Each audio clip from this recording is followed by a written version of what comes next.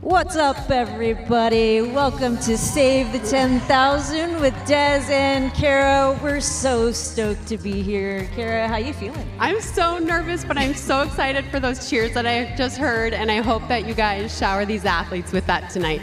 Absolutely. It's a little crisp out here. I'm kind of chilly. You look like you got the shivers, which means probably a great night for running, right? This is perfect running weather, right? That little bit of water in the air, the cool temps. It's not as much fun to spectate, but it's great to run in.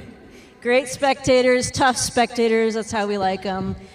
We have obviously two special guests here. Kara, I'm going to let you do the honors of introducing our guests. All right, everybody. So we have two very special guests. The first one to my left is a two-time world champion in the decathlon, an Olympic silver medalist, NBC sports broadcaster, Trey Hardy. Hello, everyone. This is 10K weather. That was the first thing I said, I think, when the weather started to come down. It's perfect temperature. I'm kind of initiating myself. This is the closest I'm gonna be to a 10,000 meter race, maybe since college, but it's fulfilling a lifelong dream. That feels like a stretch. No, this is it. I love the energy. I love that, like the quest and the journey and everything that it requires to toe the line and to even line up and what these athletes are going after tonight. I can't wait to see it. Well, you shared earlier during the pod, but you relate, as you just mentioned, to the 10,000 as a decathlete. Tell us a little bit about that. Yeah, it has nothing to do with running long distances at all. But it is that camaraderie and respect you have with your fellow competitor. You cannot fake it. You can't fake the mileage. You can't fake the work. And there's going to come a time in the spring or the summer where we're going to find out the work you did. And the decathlon was like that in every sense of the word. And it's very much this long-sighted developmental thing. I don't think you're born a great decathlete. You have to work really hard at it. And the same is true in the distance. It is a grind, and you really got to want it. And that was always this like kinship and fellowship between the event that I did and my friends that ran the 10,000. Well, we do have another guest here who definitely knows the grind of running. We have Paris Olympian, NCAA champion in the 10,000 meters, and 7th place at the Boston Marathon less than 2 weeks ago, running 2:07. Clayton Young is with us tonight. Clayton, thank you so much for joining us. Tell us a little bit about your history with the 10,000. Wow, what a journey, honestly, the 10,000 has been, and I'm excited to be here tonight and to kind of witness it as a spectator. You know, I've done a lot of racing of the 10,000 meter, but being a spectator is something that's pretty special, and especially to be trackside and to be commentating is going to be really fun. But I would say, like, my journey in the 10,000 meter obviously started as a freshman in college. And I remember showing up to one of these California meets and having no idea even like how the 10K would even feel. I never raced one on the roads. I never raced one growing up. It was just, I'm going to run 10K on the track. And it's a brutal event. I mean, 25 laps is a long ways to go around the track. And it started off pretty rough. I barely squeezed into the regional meet that year. And I remember finishing that first 10K as I died to like a 5-minute plus mile, and my coach had even stopped calling my splits because he didn't think I was even going to make it. And he essentially was like, afterwards, like, you made it. You ran your regional qualifiers, essentially what we would call it. And from there, I considered myself like a 10K guy. After that, every year thereafter, I made the 10K team for NCAAs, and then eventually won the NCAA 10K championship in Austin, Texas. So. Woohoo! Pretty impressive. Also impressive is this incredible venue. Kara, you are very, very passionate about Mount Sac. We want to host big time. We want the big screen, the big stadium, and if you build it, they will come. So tell us a little about your history at Mount Sac and what you think about this and how you're feeling about this venue tonight. I love this venue. I think it puts athletes on center stage in the way they should be treated. We see a lot of sprinters compete in stadiums like this. We don't always see distance runners, and certainly not 10,000 meter runners. I know that it's a little misty right now and a little chilly, but we don't have a lot of wind. This is great temps, and this is great distance running weather, which is what you usually get here at Mount Sac after the sun goes down. So I love it here. I qualified for my first Olympic trials here back in 2000. And so it's really special to be back here and to be helping some other athletes qualify for what they're trying to qualify for. Yeah, definitely special memories here. I think every one of us had a Mount Sac story. Mine, I remember cross country. Trey, any history here? It was not cross country, no. But really, fun fact, in 1985, the great Ed Eyestone set the American collegiate record right here at Mount Sac. In the 10,000, sorry. Yeah. And to connect the dots, he coaches Clayton. Yeah. My Mount Sac memory was just coming here for the first time competing in California, and I saw this really good-looking girl pole vaulting from UCLA, and just, a short 15 years later, she was my wife. So that was it. That's love a good it, one. Mount Sac. He fell in love. There's love in the air. Clayton, did you ever race here? I did once.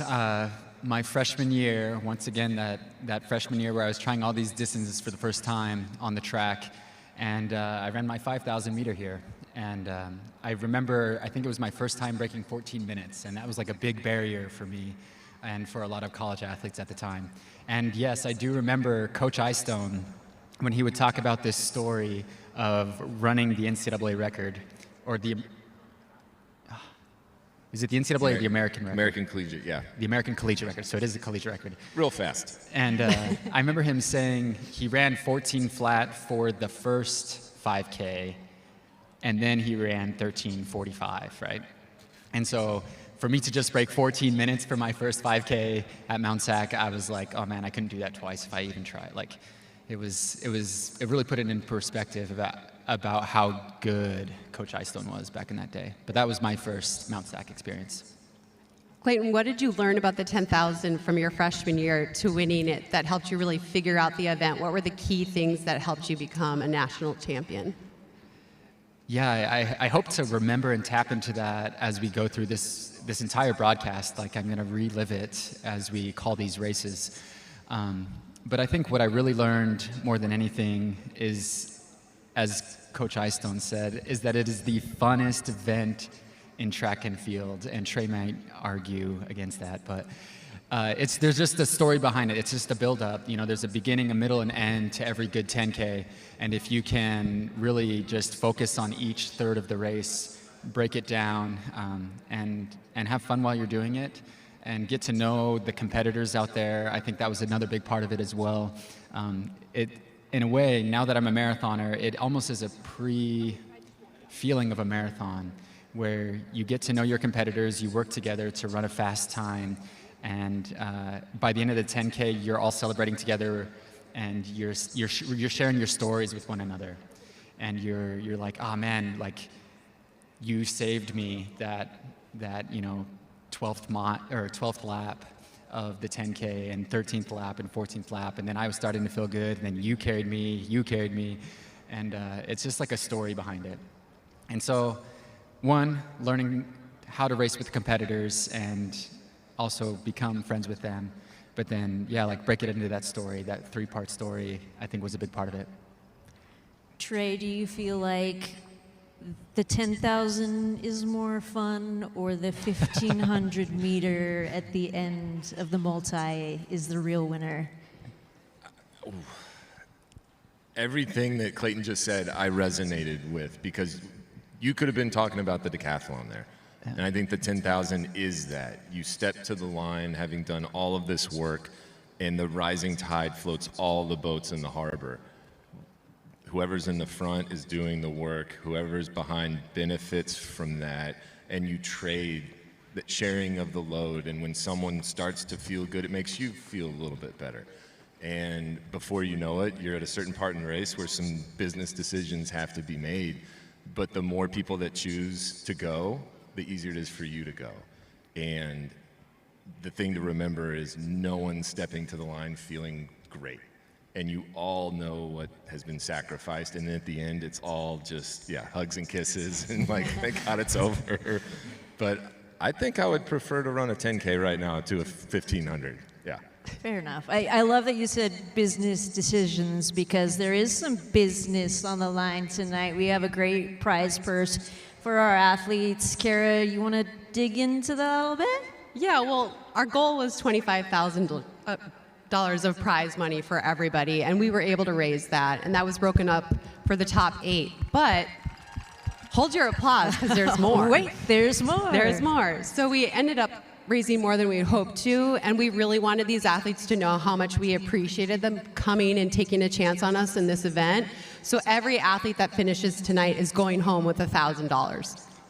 Okay, fine. I'll run. I'm ready. We've lost a commentator. He's out. I think it's important. These opportunities are limited, and they had to book flights. They had to get a hotel, maybe take a day off of work to come. And so we were really excited to be able to give them that money and make it worth their while to come here and chase some times tonight. Yeah, it's a huge deal for an up-and-coming athlete, which is a lot of what we have tonight. People trying to get a mark that lets them get into the next meet, and it's really, you just need an opportunity. So adding cash to that opportunity is a nice perk of this event, and couldn't be done without the virtual participants and also the folks who joined the live podcast earlier, and also some incredible sponsors. You want to talk about those? Yeah, sure. Well, do you want to look over there and go down the list? Yeah, we can do that. You want me to start from the You top? start. All right. Big sponsor, BioBrace. We're so happy to have them. A medical device that helps accelerate ACL and Achilles surgeries. We have their CFO here tonight who's going to do an interview between races, and we can really dig into the device. But basically, this is something that help you get back on your feet faster, recover quicker, and more successfully from a surgery so you can keep running. And we all love running quite a bit. I think that's so good that's for a all win. of us. That's good to know. We have Brooks up there, so if you're joining us on runnerspace right now, you can thank Brooks for that. They stepped up to cover this, the cost of this coverage, so that everybody could tune in and cheer on these athletes no matter where you are. And that was another big, Kara, like we must have Must be free broadcast. I think that's huge for our sport. It's no barriers to watch, and I'm glad we found a sponsor that was able to support that. So thank you, Brooks. Go ahead. I'll let you do this. Okay, well, Secret and Old Spice are the title sponsors of each race. So Old Spice is the title sponsor for the men, and Secret for the women. The athletes are going home with Secret and Old Spice product, so no one will have smelly armpits after this event.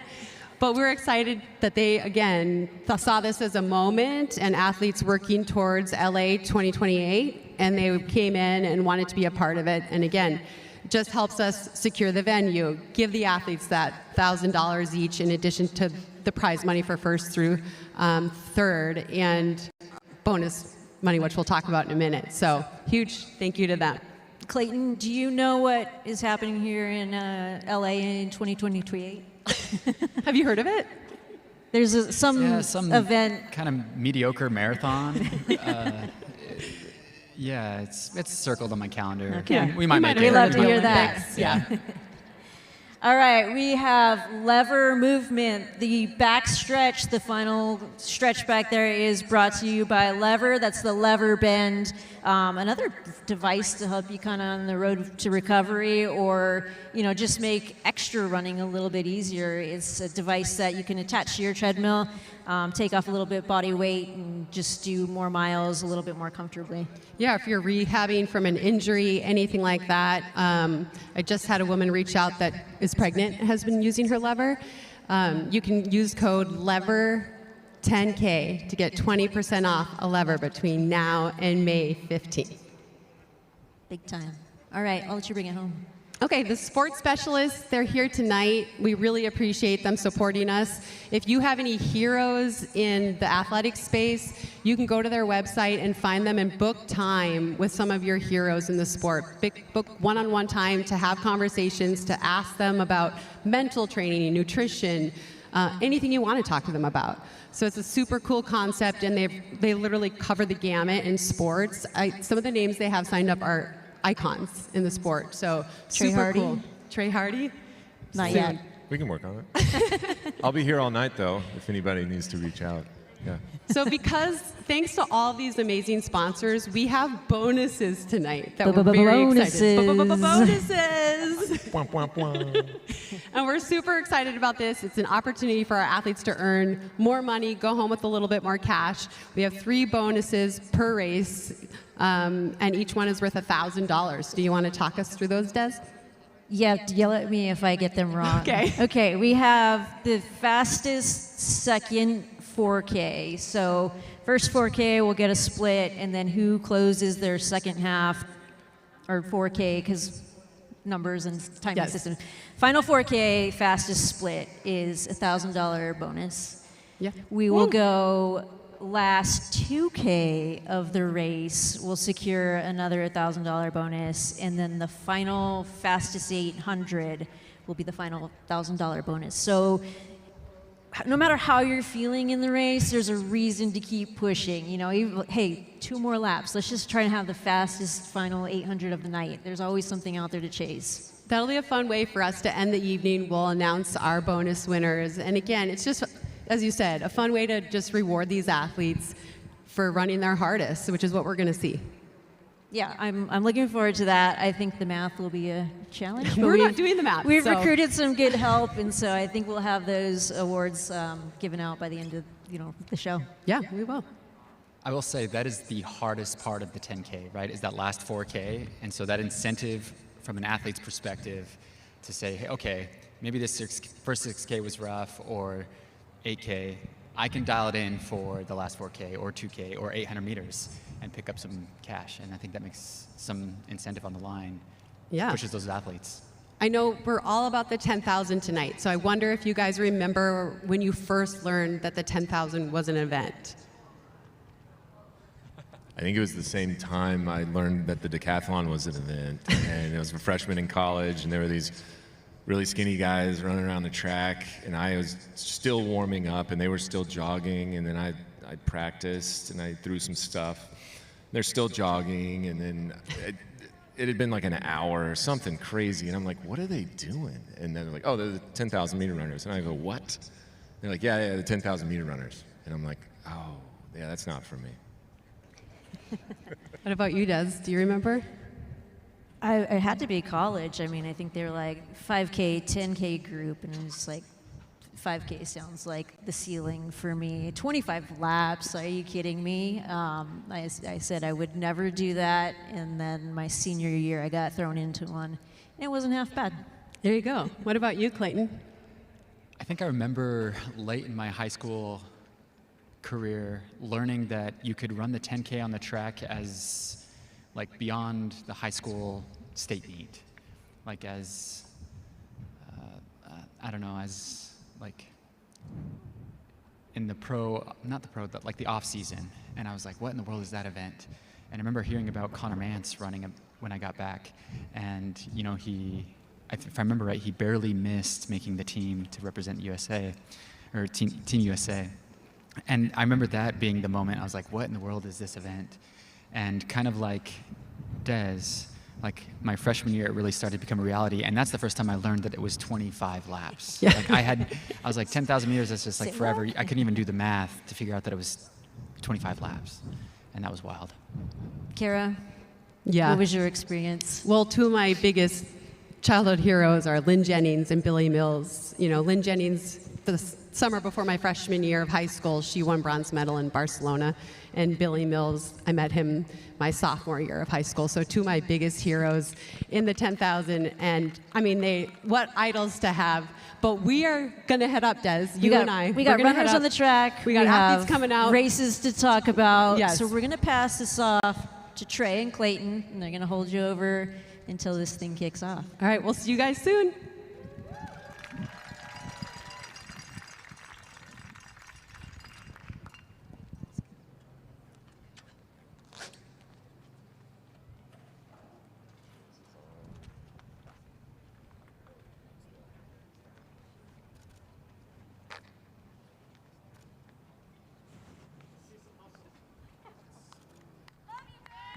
How about another round of applause? What an awesome, awesome evening, an awesome thing to be a part of that came from nothing. Didn't exist until they put their heads together and just absolutely made it happen and made this opportunity happen. And yeah, it's a cool, calm evening. What's the perfect evening look like, and why is it this? Yeah, I was actually up in the booth before this, and we were joking about that there's ions in the air. And it's like kind of this myth that when it rains, that it oxygenates the air, that there's ions in the air. And Adam Goucher was like, oh yeah, they're gonna run fast tonight. And I'm like, okay, if Adam Goucher is saying they're gonna run fast tonight, they're gonna run fast tonight. But yeah, this is perfect because it's cold and there's ions in the air, as they would say. And the wind is pretty low right now. And so when you get on that 10K train and you're one behind another, like the wind's pretty much not there. I like that you said train. What part of this race, what part of the journey, what are you looking for overall? And then what's the first indicator that you're feeling it, this is going to be a great night, or someone you're looking at is in a good shape? Yeah, I think it goes back to kind of what I was saying about breaking it up into thirds. And so that first 2Ks is kind of turning your brain off, to be honest. And so if you can get through that first, 8 laps, turning your brain off and not really worrying about it, getting on pace, and just making sure everything shakes out okay. But then from there, like the focus really starts to settle in those next 8 laps.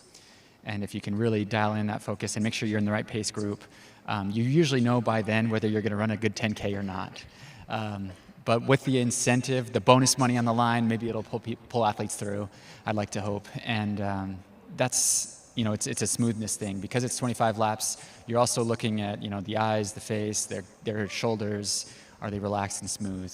And then, yeah, like who's hungry? Who's hungry the last? Who's moving up well?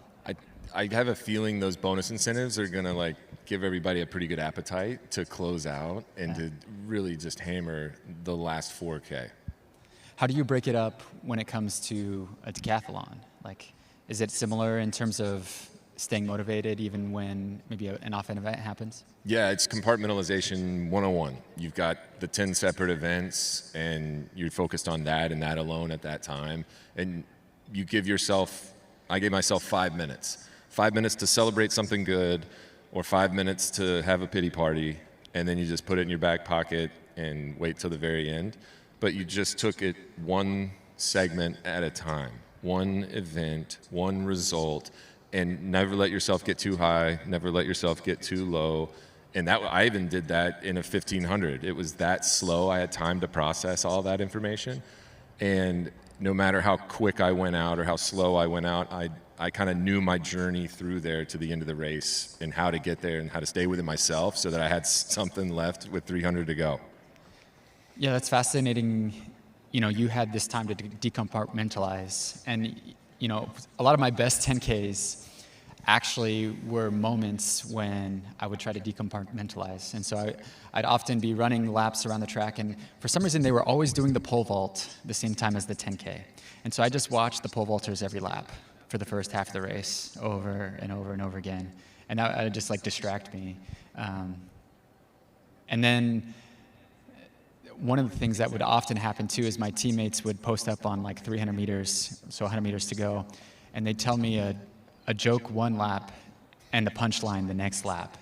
And so then I would just hear the joke for a whole lap, think about it, and then they tell me the punchline for 25 laps. And that was just one of my ways to stay present and kind of break the 10K up as well. But it definitely was hard. You hear that, guys? Be thinking of your best jokes. Punchline, or say the joke first, punchline the next lap. We got time for 12 really good jokes here. Yeah. I'll say the joke, you say the punchline, Did you hear about the fire at the circus? No. It was intense. I should have known that with You're a dad, come with on. my 6 and 4-year-old. Yeah, I should have known the dad jokes on that one. Man, what a night.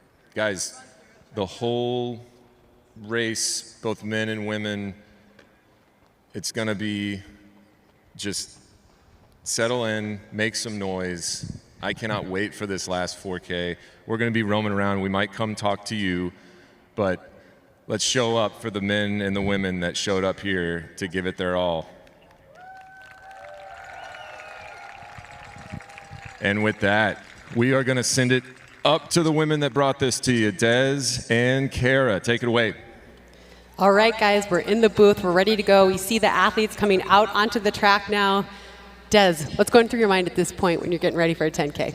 Oh man, it's excitement, nerves, energy. You're trying to almost hurry up and wait because you're going to get off the line, find your rhythm, and then settle in. Turn your brain off, right? That's right. Well, the weather is good. It's a little drizzly, but the wind has calmed down. It's cool. They talked about the ions in the air already. This is good weather, right?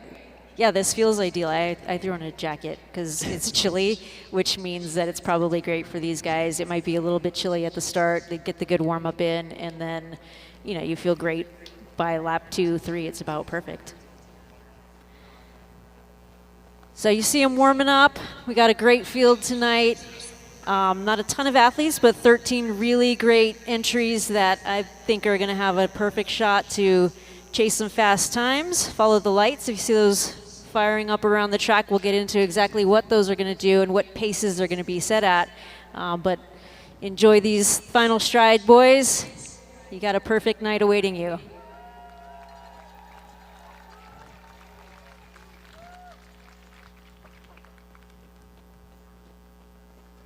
This is the calm before the storm a little bit, right? They're getting ready to go. We have a great field here tonight. We're going to be paying attention to their paces, how they're doing compared to their personal best, what they're shooting for, but we're excited to host all of these men. Super excited they took a chance on us and that they're using this opportunity to chase some times tonight. It's going to be great.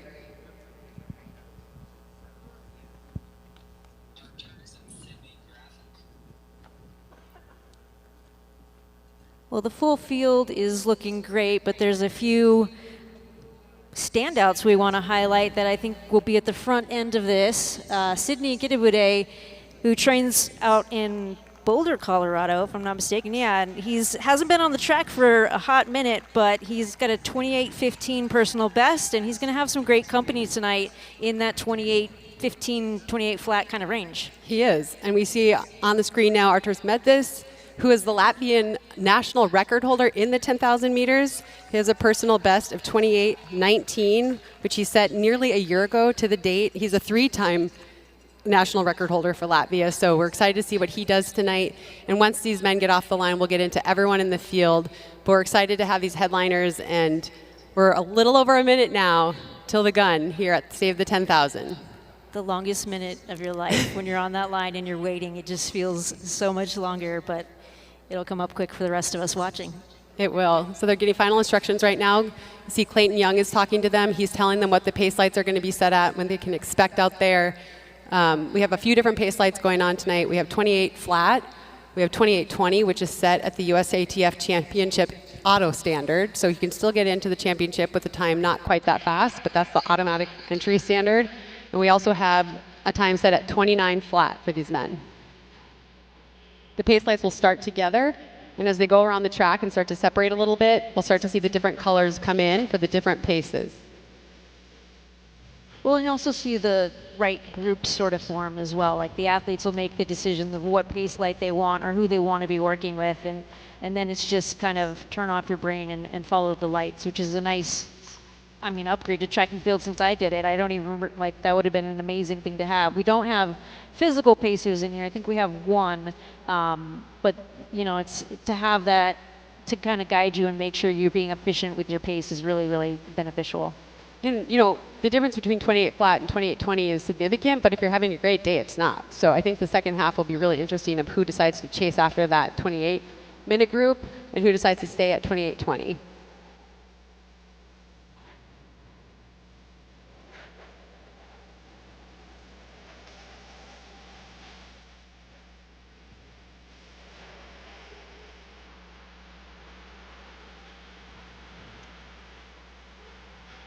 All right, we're getting final strides here. After instruction, we're going to line up. Let's be loud for these men every time they come around. Let's cheer them on in this effort here tonight. Let's let them feel the love. We're excited. We're excited for you guys. We can't wait to get this show started.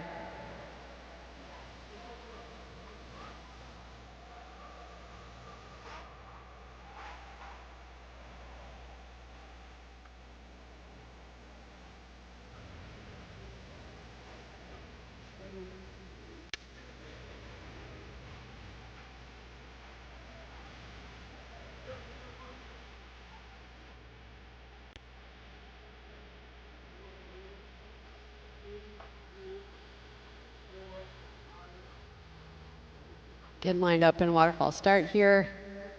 Going by hip number. What was your strategy off the line into 10,000, Des?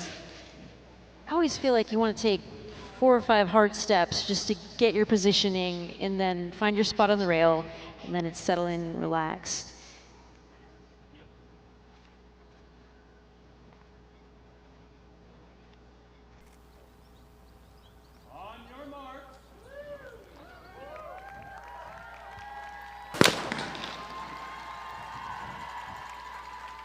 They're off. The Old Spice men's 10,000 is underway. Nice group of guys. What do you think about this field size, Kara? I like it. I mean, I think it's a great size. There's people to run with, people to chase. Not so many people that anyone's going to get tripped up here, I hope. But right now they're already stringing out. Everyone's finding their position on the rail. It's a long way to run. You don't need to worry about positioning so much in a 10,000 early on, right, Des? You have a lot of time to work your way into the race and to find where you want to be. Yeah, it's a very fast race, but it's still a lot about patience. You can kind of throw things off the rails if you're out too fast in that first mile, but if you're conservative or tactically smart, you can build into the race and really close well and have a good day.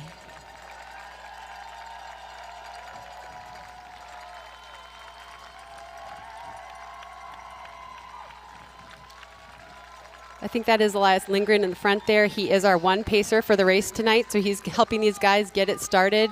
He's chasing that light, and they can make the determination if they want to go with that or not. They are going to have the pace lights for the remainder of the race. We start to see the different colors of the pace lights working their way in now. And you see that early decision making. Lindgren had that nice jump, and he's on the lights, and he's doing his job, and it was behind him, like, what do I want to go first? Do you want to go? Like, settling in, what's that kind of like, and what decision making are you thinking about during that moment? I think you come in with a rough plan, but then when the gun goes off, you got to see what your body's going to give you tonight, right? So I think there's a little patience through the first lap or 2 laps and see what your body's going to give you. And if you feel like you're warming up as you go along, then you just start cranking a little bit. And I think that's what we're seeing now. Should we walk through this field a little bit? Let's highlight everybody in this field tonight. How about that? Yeah, I'd love to rip off the names and give some stats about these men. Okay, so we have Edward Mulder in this race. He runs for Tracksmith. He has a 29:02 personal best from the 10 earlier this year in 2025. He ran the 2024 Olympic Marathon Trials and is a graduate of Emory University. That's Edward Mulder. He's wearing hip number 10. Paul Stafford is an On ambassador, 29:12 PB, and a Florida and Colorado track and cross country alum. We talked about Arturs Medvis a little bit earlier. He's the 3-time national record holder for Latvia. He's out there tonight. Obviously, we're excited to see what he does, and he has hip number 2. Arturs actually trains at Mount Sac. Like, he's in a local club, and you can go to his Instagram, and he'll do his workouts here. So this has to just feel comfortable, familiar, and I think that's going to be a huge advantage as we get into the race for him. Next on my list is Will Nation, representing Tracksmith, the 29:15 PB, and not to make it about us, but little tie to us. He's once coached at Rogue with our Nobody Asked Us podcast editor, Chris McClung. So shout out to Will, shout out to Chris McClung and Rogue. Good shout outs. We're getting our men down the home stretch here, so you hear some cheering and support for them. In this race is Alan Summerall from Railroad Athletics. He has a 28:44 personal best. He ran track and cross country at Bates as a walk-on, and then at the University of Texas in Austin. He got a PhD in government at the University of Texas, Austin, and his JD with honors from the University of Texas School of Law, so he's not smart. Smart guy. Good thing out he there. has athletics to fall back on. He's qualified for the U.S. champs before, and he's hoping to go back this year, so we're excited to see what he does tonight. All right, Sydney Gidebude, 28:15 PB from 2020. I think the last time he got on the track was around 2022. He's got some California roots. He went to Adams State in Alamosa, Colorado, and is a 7-time NCAA Division II champion and became an Adams State University 5,000 meter record holder at 13:29. He's since lowered that PB to 13:22. Good stuff. They're coming around again. We see our leader, still our pacer, Elias Lindgren from Roots Running Project out of Boulder, Colorado. He has a 28:49 personal best and ran at Williams College and at the University of Colorado, whoop, whoop, as a graduate student.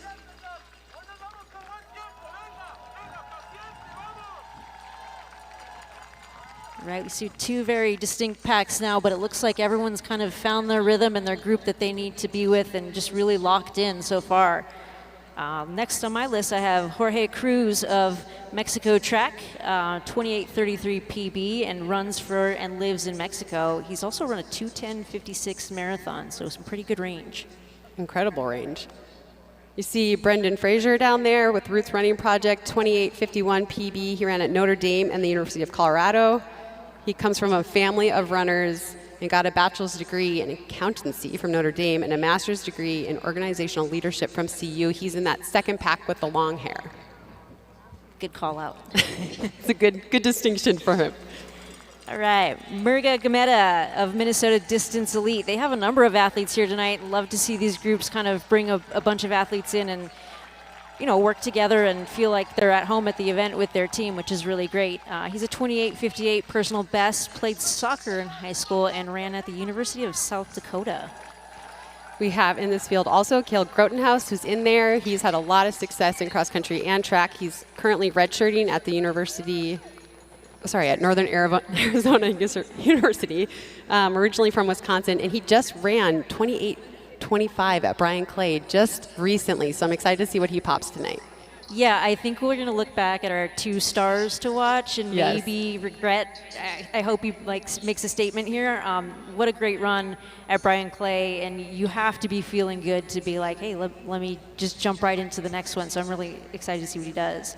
Robert Warner Judd, 29:22 PB, and married to the rock star in our women's race, Jess Warner Judd. So we'll be talking quite a bit about her, but the man behind the scenes there helping her do her job is not half bad himself, and he'll have himself a nice run tonight. And our final man is Ben Garner, also from Roots Running Project with a 29:02 PB. He graduated from Stanford University. He's originally from Alabama, and that is our men's field, and they are working their way through the track, so we're going to throw down to Trey Hardy and see what he's seen down there trackside. The rain has calmed down a little bit down here. The wind is still low, but you can see 2 distinct groups right now as we come through this really pivotal first 2K that Clayton talked about earlier, where you just need to zone out, get through it, and now the real race starts. Now the work starts. Clayton, what are you seeing? Yeah, I think the Pacers doing a great job of getting right on that pace. And right now, I think the athletes it's decision time. So they're wondering whether or not they should go with that group or not. And this is the part where it can get really tough as an athlete, to be honest.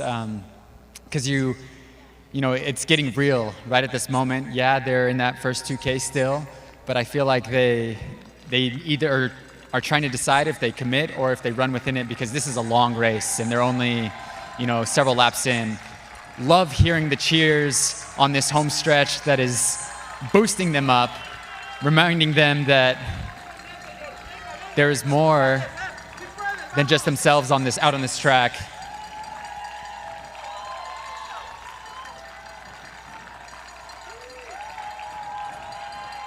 They are right on that pace, doing exactly what they set out to do from the get-go. That group pack looks smooth, relaxed, hands are low, but it's lonely over there on that back stretch. There's no pole vaulting that they can watch like Clayton got to.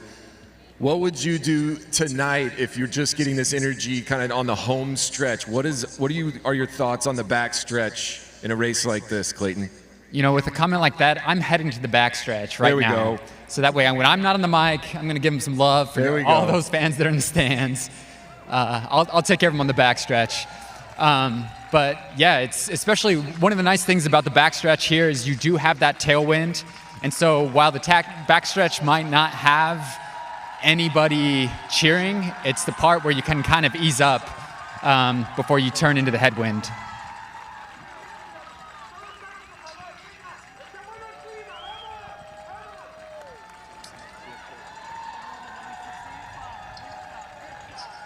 All right. There we go. We got the Pacers stepping off. Everybody give it up.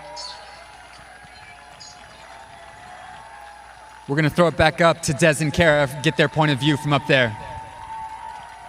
Well, we're definitely starting to see this race open up a little bit. We're seeing two athletes really fight it out here right now in the front with Medvis and Grotenhaus, and shortly behind them, Cruz.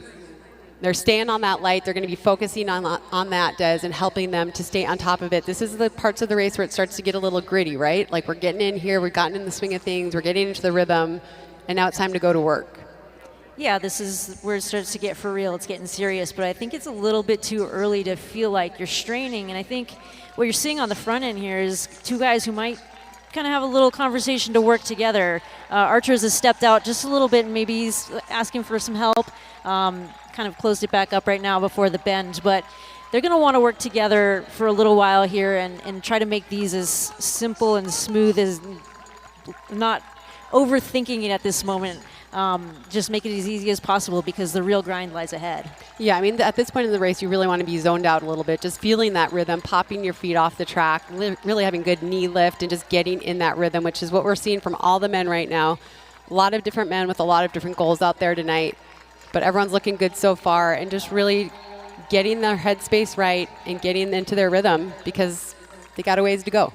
Yeah, I love that you said rhythm because they're just really locked in. You look at the splits here that we're pulling in. It's you know, from the 2K, it's 68, 68, 68, 68. I mean, they're just locked in. So the pace lights are obviously advantageous, but if you can just feel that and just feel like you're in the rhythm, that goes a long way. You know, neither of us ever raced with pace lights. That's new to us. But I do think that's a big advantage that they get into their rhythm and they're reminded that they're doing it, right? Like, because they can see that pace light, they see that blue light ahead of them. The white is where they want to be matching up with that, and they're just locked in here. We do see Medvis moving to the outside on the home stretch here. But Grotenhaus is looking really good for someone who just ran a 10K not that long ago. Look at that stride, Des. He's just popping off the track. He does look very smooth. I guess I want to get your opinion, your perspective here. If the guy leading steps out to lane 2 and kind of is, hey, will you assist me here? Do you work together? Or do you blame him? He's like, hey, I'm just coming off a 10K myself. I'm not exactly 100%. I don't think I can help. Like, what do you do in that situation? Yeah, I think it's racing. So you got to do what's right for you. If you want to just fall in that rhythm and you found yourself in, you know, the chase a little bit or in the pack, it's your right. You don't have to take the lead, right? So I think, I don't know. He just ran a 10K not that long ago. He's looking really good right now.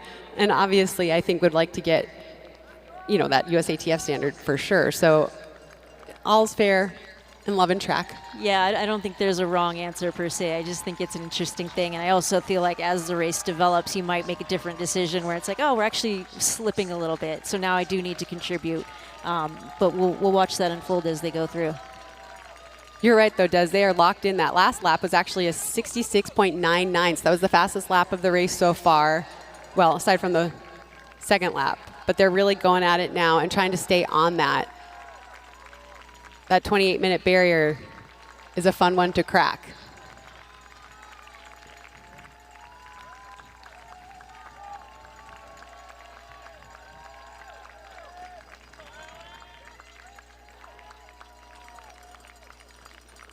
When you were running a 10K, you want to be on the rail, right? You don't want to run any extra distance than you have to.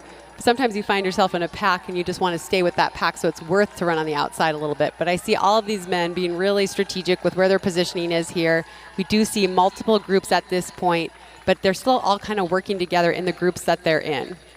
Yeah, I was just kind of eyeing that up. It seems like everyone has an objective. You know, it's maybe you're running alone, but you can look up and see, I'm going to keep my eyes on this man's back, because if they falter even a touch, I'm going to pounce. And everyone kind of has that carrot out in front of them.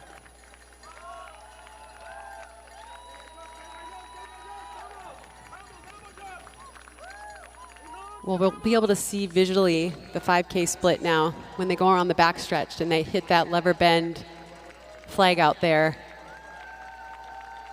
See what kind of pace they're on. They're obviously running really well. That we're going to be about 14:10 for halfway. So 28:20 pace, exactly on that USATF standard pace, that automatic entry pace. So it was a good run. Obviously, Medvis doesn't need a qualifier for the USATF meet, but it would be pretty cool to see Grotenhaus get that here tonight.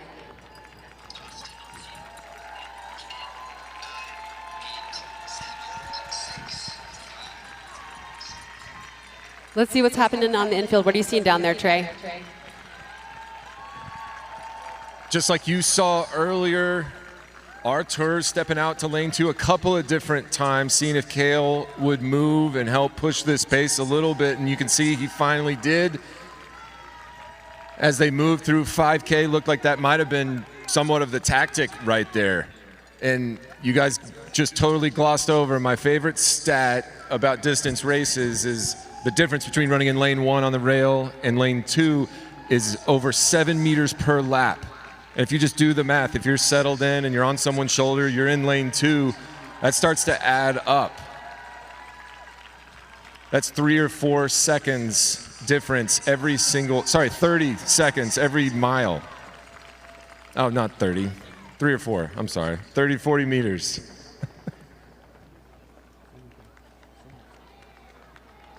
Clayton, how's the back stretch?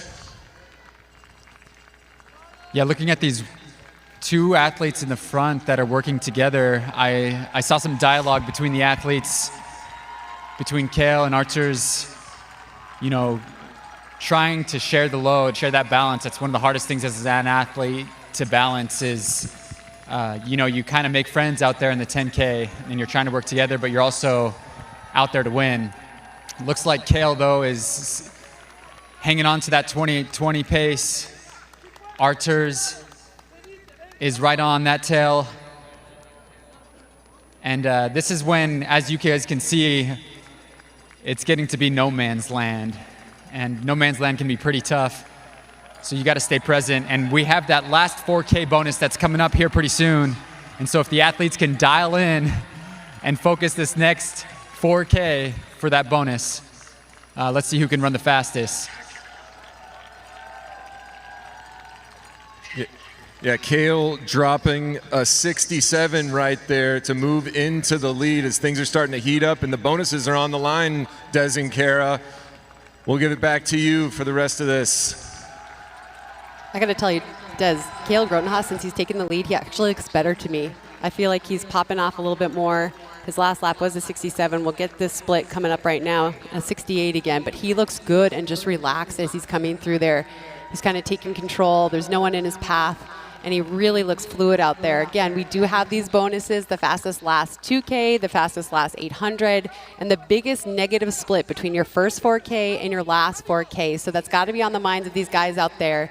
Even if you're not fighting for the win, you still could win these bonuses. Right, I think that gets you to the line. Those late laps, it's something to work for. It's something to think about, keep you motivated. If you are in no man's land, like Clayton alluded to, there's always a carrot dangling out there, whether it's physical or just financial. That's right.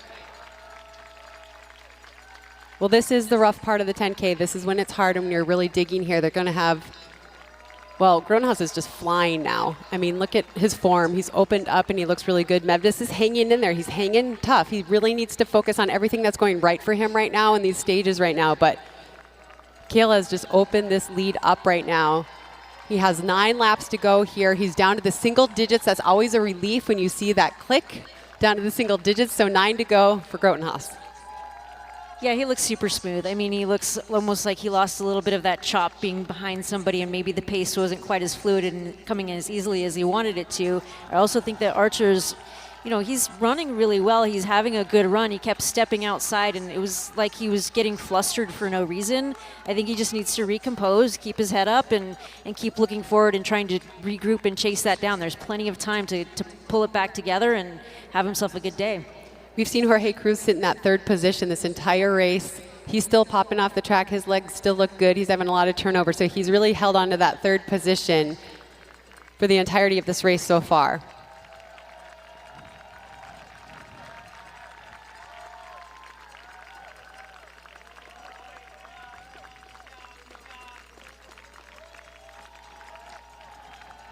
There's a friendly home stretch here.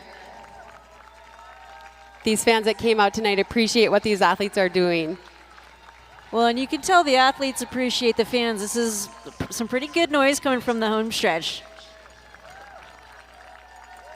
Another 68 for Cale out there in front now. He's got to focus in on those lights and help pull him. Again, he ran 28:25 just a couple weeks ago at Brian Clay. What a great time for a young athlete. But he's hoping for a little bit more here tonight. Let's be really supportive of him when he comes around, keep him going. But all these athletes right now coming through the home stretch and heading out. 8 laps to go for most of these athletes. And this is just sort of gut check time, you know, like it's tough. There's no way around it, but you've trained it. You've trained to do this. You've trained to be here and to be here in this moment and to get through these stretches. I do feel like this is the toughest section of the 10,000 meters. It's a little bit too far from home to be sprinting and thinking about kicking and final moves, but it's pretty deep into the race where the fatigue is hitting and you're questioning, can I get to the end? Can I hold this pace? Am I fit enough for what I'm running right now? And so it's really gut check time, and I personally think it's the hardest section of the race. It really is. We just saw Brendan Fraser move out a little bit to give Grotenhaus a little room on the inside there, and now he can move back in and get back on the rail there to continue his run around here. And we get Medvis through the finish now. This should not be surprising from Grotenhaus. I mean, he's with that NAU team and he trains with a bunch of studs. This is sort of the expectation from Northern Arizona University. They have so many quality athletes that, you know, you get an opportunity like this and you think of what your teammates have accomplished, and it's like, yeah, of course I can go with those lights. Of course I can do this. And he's trained with Nico Young, and Mike Smith has just had so many incredible athletes go through that program, so not shocking. Yeah, I mean, first of all, he's just a beautiful runner. But yeah, you surround yourself with greatness, and it really raises the bar for what you think is possible for yourself. And as you just said, he's training with some of the best people in the country, if not the world right now, surrounded by them, and it just helps you to really believe. He looks really, really good right now. It's tough to just be the one in the front. He's kind of using some of these other guys as he goes by. Everyone's moving out for him, which I really appreciate, and he's really trying to just stay on that light. His last lap before this one was a high 67, so he's doing a really good job of grinding it out there by himself. Yeah, and Jorge Cruz in third actually just split quicker than Archer's for the first time in this late part of the race. So the chase is on for him. It's a pretty big gap, but he's got to feel like he's chipping away at it and not give up. And maybe those bonuses are on his mind, but it's moving forward pretty well. Well, first place wins $5,000 tonight. Second is $3,000, and third is $2,000. So obviously that's maybe a little motivator too. It's another $1,000 if you catch a person, but. We're so proud of all these athletes right now in the grind of the race, still pushing out there. Grotenhaus now passing at the lever bend. I have to say, Des, he just looks really, really good and comfortable in his body at this point in the race. Yeah, I don't think Mike Smith sends him here if he's not really ready to go, right? Like, this isn't a shock, but to the turnaround from Brian Clay to this is really impressive, and it makes you wonder if he just held back in that race, and he's got a lot more left to give. So he's losing just a little touch on those lights, but they're right there dangling in front of him, and you know he's got that incentive to pull him forward. Well, 5 to go. This is when you can breathe. Like you're in the home stretch, right? Like you really are at this point. You're in the last fifth of the race. He has lost a little touch, but his form still looks good. He's not faltering and falling apart at all. That was a low 68 for that lap, which is tough to do. He's really maintaining the speed all by himself. And he's looking great. and really trying to run back onto that light. That's the only indication he has at this point, aside from his own body awareness of the pace that he's on right now. And you can see that little bit of light there at that 28:20 pace. He wants to just retouch that light.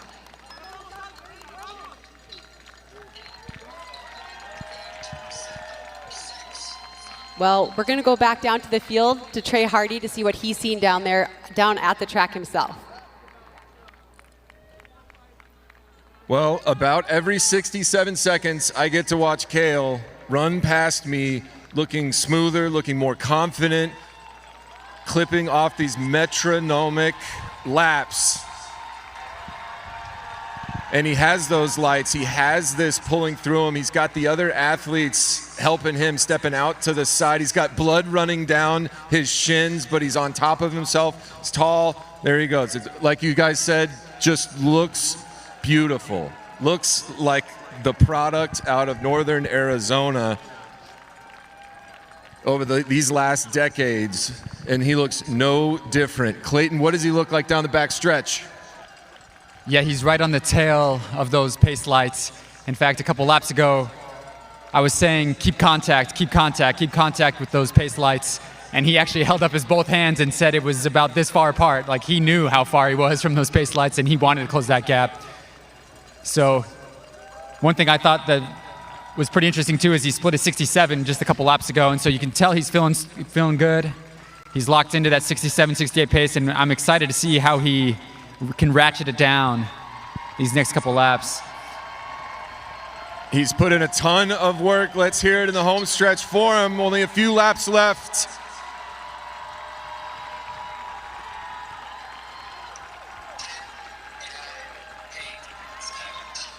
It's time for the magic, Kara.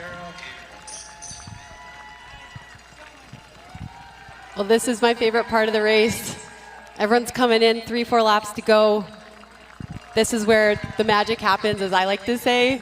We see the change in pace. We see the grittiness from these athletes. That light is getting a little bit away from Cale.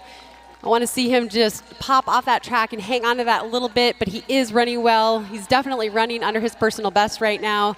Can he hang on to that, Des, for the next K? He's got a K to go. Yeah, I mean, you don't want to root for anyone. You want to root for everyone. But if I want to see someone get that fastest last 800, it would benefit Cale a lot right now. If he can just find something, dig deep, take the energy of this home stretch that you guys are bringing. Let's bring it up. Let's bring the volume up for him on this home stretch and help him close this thing down. See if he can't inch ever so closer to those lights.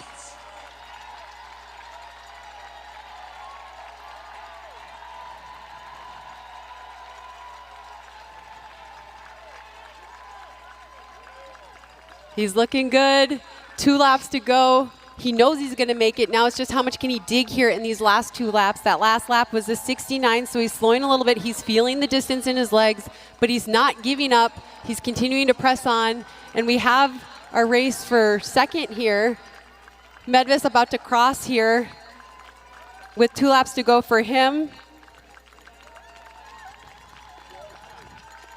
And Jorge Cruz on the home stretch now, our 3rd place runner right now, coming down the home stretch, about to cross the line. All our athletes are out there running so great, so hard right now.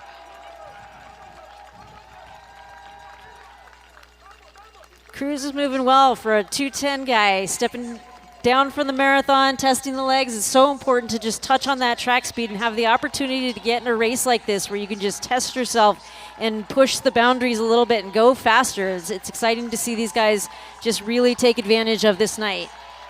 And here we go, Cale Grotenhouse into the final lap here, everybody.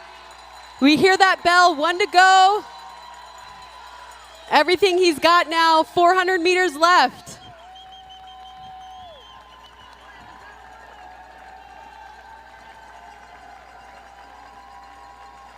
Yeah, I'm excited to see what he can muster up for this last lap. He had that 69, but bounced back with the 68. And when you know that you're on the last lap, there's always something more to give.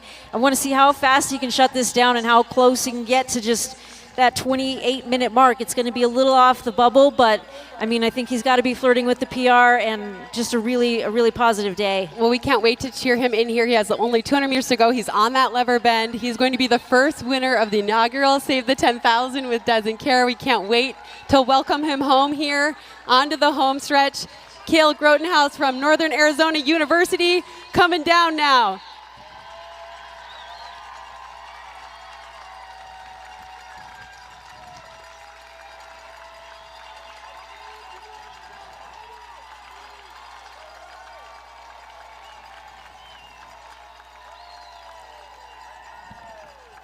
Des, we just saw PB 28:24, everybody, personal best. Cale, yeah! He looks like, that's it, Flex, give it to us, Cale. Our first ever winner, we're so proud of you. Great job out there. The rest of the men, let's keep it going for these other men here as they charge their last lap or two. Medvis just finishes in second place. He's gonna finish out in 28:49. I don't know how you don't give that celebration the Old Spice swagger moment of the race. All swagger at the finish line for Cale, and these guys are running in hard. Here we go, Jorge Cruz just finished in third position. Great run out of him, 29:07 for on the day. As you said, marathoners stepping down in distance. Impressive stuff out there. Closed in 66, that's moving. Yeah, I mean, as of right now, Jorge Cruz has the fastest final 400.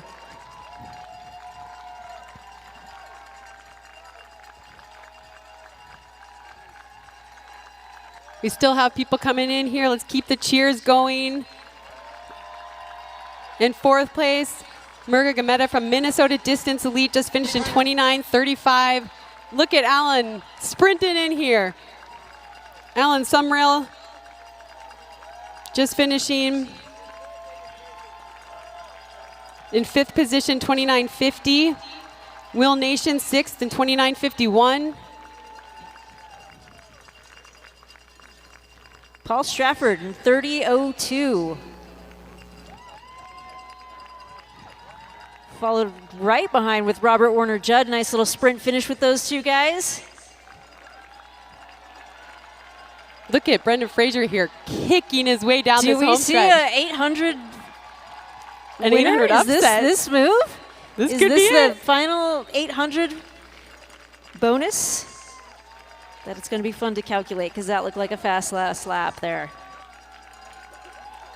You know, and as those guys, Trey and Clayton alluded to, you can kind of see the camaraderie at the end. Everyone's just gone through it. You pour your heart and soul out on the track, and nothing but respect for all the guys who just went to battle with you. And you just see them kind of soaking it in and appreciating each other.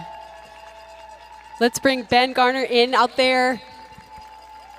He's approaching the lever bend with 200 to go. Let's bring him all the way home.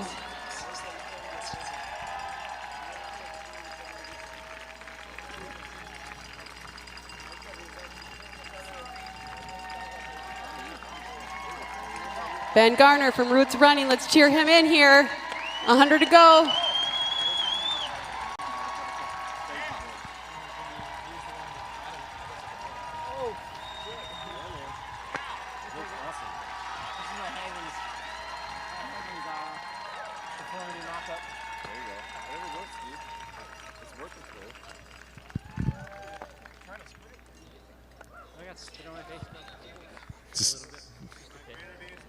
It was a good run out there, Des. That was exciting. That went by quick for us. It really did. These things fly by. Don't tell the guys on the track that. Yeah, exactly.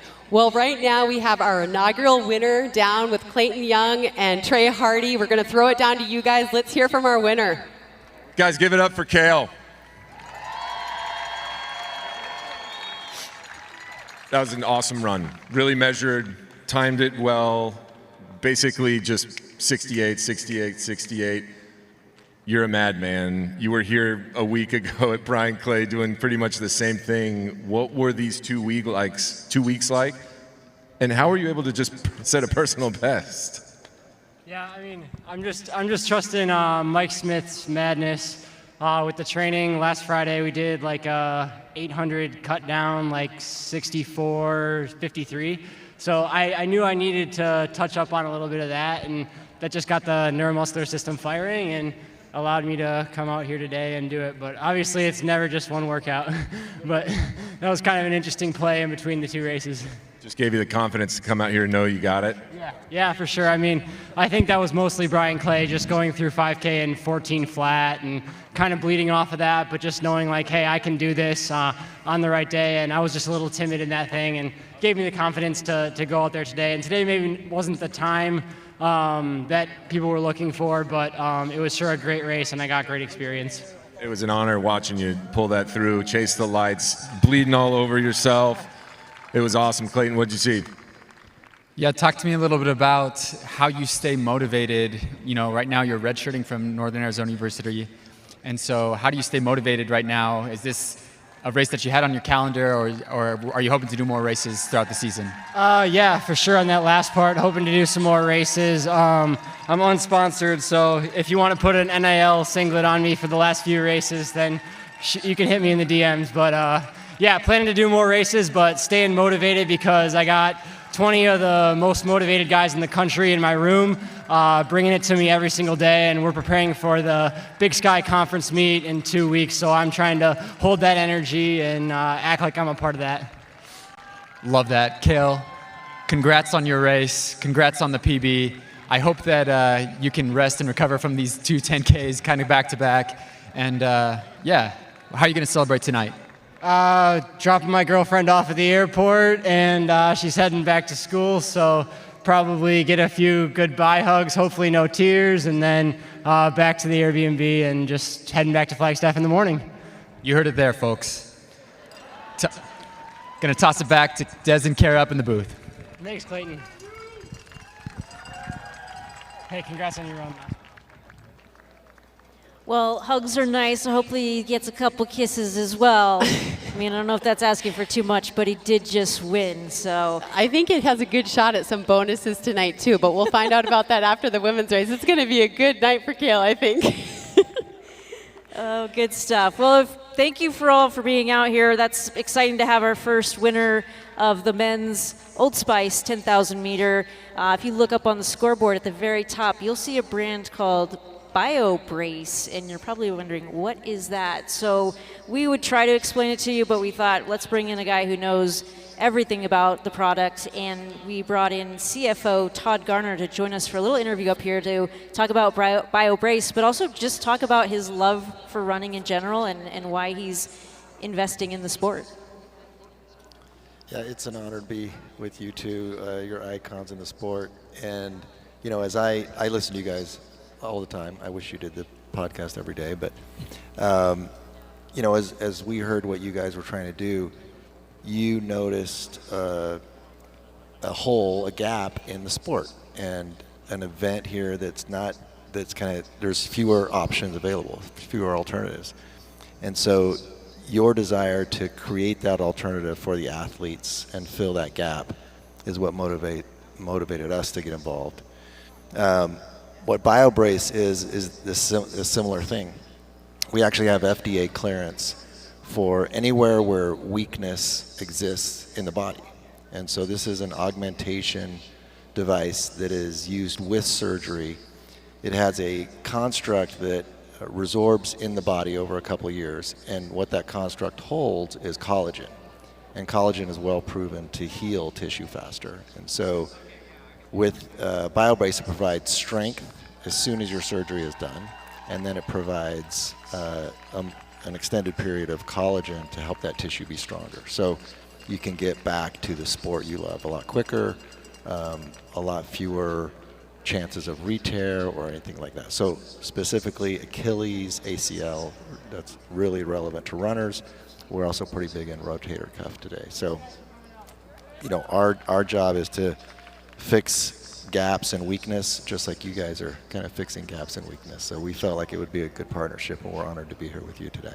Well, I don't think we can have you on the mic and not let you brag a little bit about what just happened at the Boston Marathon for you a couple Mondays ago. Tell us what happened. You were in that race, but tell us the significance for you.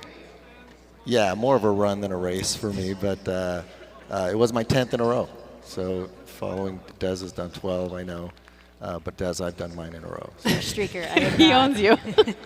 So yeah, super honored. Love the Boston Marathon. And so I got 10 in a row, so I'm officially a Boston streaker now. That's amazing. You're obviously very involved in the sport and interested in it. You help other athletes as well. What are you contributing in Utah? Can you just tell the people, brag a little bit on yourself about the Run Elite program out there and how you assist with them.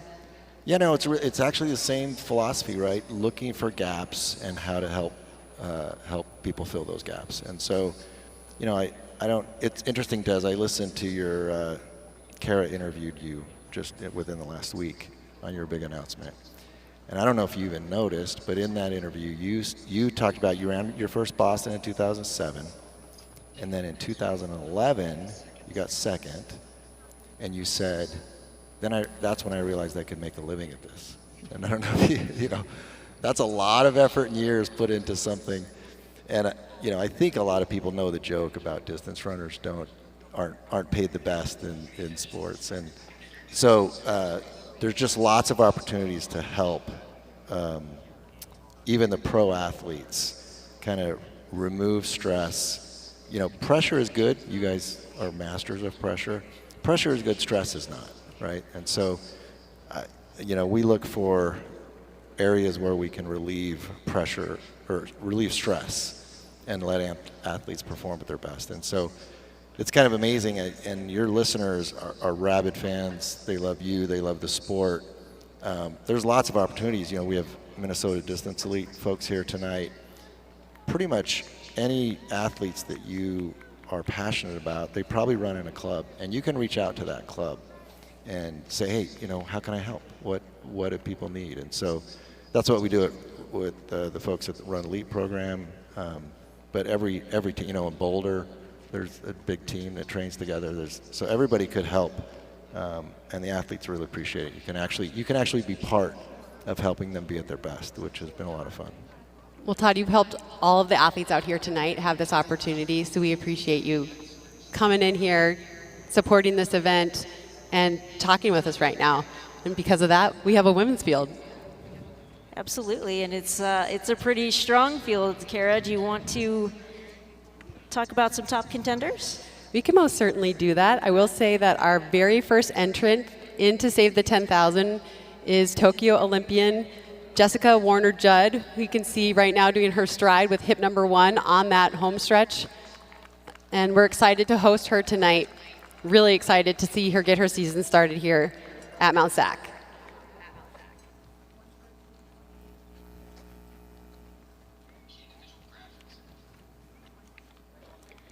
Well, a nice matchup for her will be Atsere Tesema, a seasoned athlete. She's been around for a while and done some pretty impressive things on her resume, winning the Chicago Marathon in 2010 and 2012.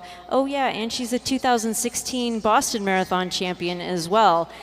Did not spend a ton of time on the track, but just, I believe, last year jumped in and ran a 32:24 PB in the Portland Track Festival and decided she wants to stretch the track chops. So she's signed up tonight, and we're going to see how her marathon legs are going to do on the journey down to the 10,000 meters. I'm very excited to see what she does. She's obviously one of the best marathoners to ever marathon, right? She's a 2-time Chicago champion, won Boston like you did, but last year set a PB in the 10,000 meters. That's fascinating to me, so I'm excited to see what she does in here tonight.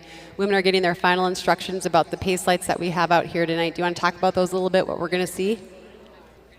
We're going to see 31-minute pace out front. Then we're going to see a group at 32-minute pace, a group at 32:30, and a group at 32:50. The auto standard into the USATF meet is 31:30. However, something around 33 minutes usually gets in. So they're going to fill that field. And so these women out here are going to try to run as fast as possible so that they're high up on that list so they can get into that U.S. championship later this year. Right, I think that's really valuable where those bonuses lie in the race, to remind folks, like, yes, there's a reason to keep pushing on. And you're not necessarily thinking about, like, I wonder what I'll be on the descending order list, but if we can dangle a carrot out there that's going to help you push through late, that might ultimately get you into the U.S. championships, even better. That's a bonus that's worth it every single time. Absolutely. Well, this is a good solid field we have here. I've gotten to exchange emails with a few of these women who are lining up right now. A lot of excitement about this event. And I'm very excited to host these women and give them a chance to rip some good times here. Are we excited, everybody?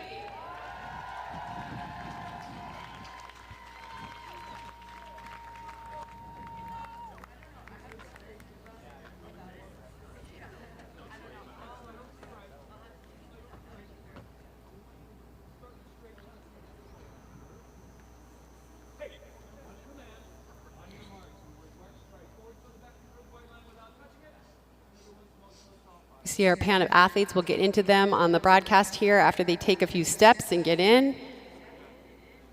Be quiet for the start. On your marks.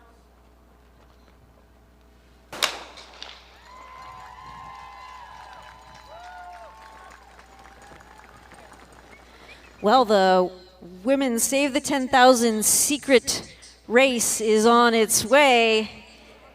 Inaugural event, we're going to have a brand new champion. That's right. I'm excited about this race. I'm excited about this field. All these women are so excited to be here and really want to push themselves and take a chance on us to come out here to California. So I'm excited that every woman out there who finishes is going to get $1,000 to cover her travel costs. But I'm excited to see how all these races play out tonight. Shall we dip into some of these contenders on the line? Let's do it. All right, we have Tracy Zarazua, 33:35 personal best. Recently ran 16:12 at the Husky Classic, so touching the track and running really well. She also dipped down to the 1,500 meters at the 10 and ran 4:17, so really great range. Good range. We have Dani Plarecki. She's run 32:28. She lives in Flagstaff, Arizona, and just ran the Cherry Blossom Run, her first ever 10-mile race. So she also debuted in the half marathon earlier this year. So she's covering a lot of distances out there. And then we mentioned earlier we have Jessica Warner-Judd. She's out front right now, chasing that light all by herself. Her personal best is 30:35. That just blows my mind. That PB comes from the World Championships in Eugene, Oregon, which she ran in 2022. She has incredible range. She's run 1:59 in the 800, 4:03 in the 1,500, 14:57 in the 5,000, and as we just mentioned, 30:35 in the 10,000. She has 4 national British titles, and she is a Tokyo Olympian. We are thrilled to host her tonight. Yeah, just awesome that she's decided to come here and see what she can do. Found this opportunity and was like, yes, sign me up, let's go. And we hope she has an awesome evening. The flag on the lever bend is flat, nothing's moving. It seems like a nice night to run quick. So I hope this is everything she's prepared for and gets to make the most out of it. Dana Fain, 33:04 personal best, ran her first 15K 8 weeks ago at the Gate River Run after doing some training with her teammates in Albuquerque. She ran at Iowa State University and is actually a part of the Minnesota Distance Elite Project, which has a nice little contingent out here. We see who just moved into third place, letting Kate Izzo pass her. That's Elena Hayday from Minnesota Distance Elite as well. With Tracksmith, she's in third position right now. She has a 32:31 PB. She just ran 70:56 for the half this year at Houston. She ran in the 2024 Olympic Marathon Trials, and she's no slouch. We're pumped to have her here tonight. Another woman who's no slouch, Rachel Shadkowski, a Cornell grad, biomechanical engineer, and a mother of 2, had time to run a 33:16 PB this past March. Time management skills I need to learn from you. Also in the field is Olivia Borowiak. She ran 33:17 at Stanford Invite earlier this year. She's a DePaul graduate, and she writes on her own Substack, so you should follow her and see what she writes about. Oh, that's cool. I'll have to look that up. Sophia King, 33:50 PB, was a former competitive swimmer at UConn. A lot of crossovers lately. We have Gabby Rooker, who is gymnastics. We've got swimmers. We've got all kinds of different athletes stepping onto the track. She actually qualified for the 2024 U.S. Olympic Marathon Trials with a 2:35 at CIM, and now is taking a nice swing at the 10,000. In the pack, we have Kaylee Log Hughes from Puma, Minnesota Distance Elite. She has a 32:19 PB. She ran at Iowa State University. She grew up in Kansas, where she won 11 state titles. I think that's amazing. She also made the World Cross Country the World Cross Country USA team in 2024, so she's good at the track and in cross country.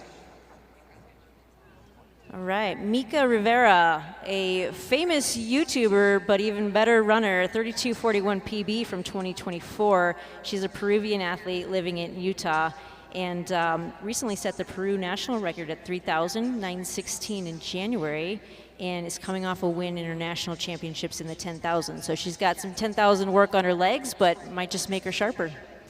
And our final entrant tonight is actually in second place right now. That's Katie Izzo from Adidas. Her PR is 32:22. She trains up at altitude in Flagstaff, Arizona. She was represented Team USA at the 2023 and 24 World Cross Country Championships. And she's coming off a 6-second PB just from last weekend on the roads over in Europe. She's in second position, chasing that light and looking really good right now. And that is our field for Save the 10,000.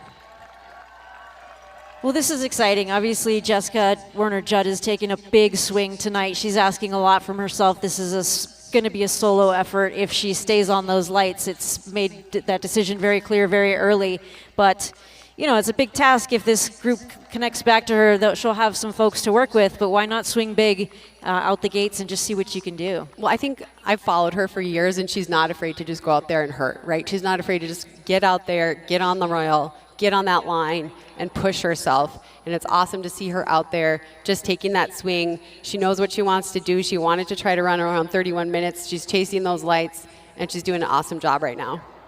Yeah, she's incredibly locked in. Just 75, 75, 75. And again, the lights assist, but it's when you're out there on your own and you're battling probably slight elements and, you know, just the mental grind of like, okay, I'm setting myself up for 25 laps of pain solo. That's just a big ask. So kudos to her for just setting right off on the pace and giving herself a shot. And as I mentioned twice already, but I just think it needs to be said again, she ran the 5,000 and the 10,000 at the Tokyo Olympics. That's no easy task to qualify for your country in 2 events.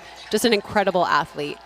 Kate Izzo now in second place, kind of pulling away from that pack and making herself kind of a solo run here in that second position.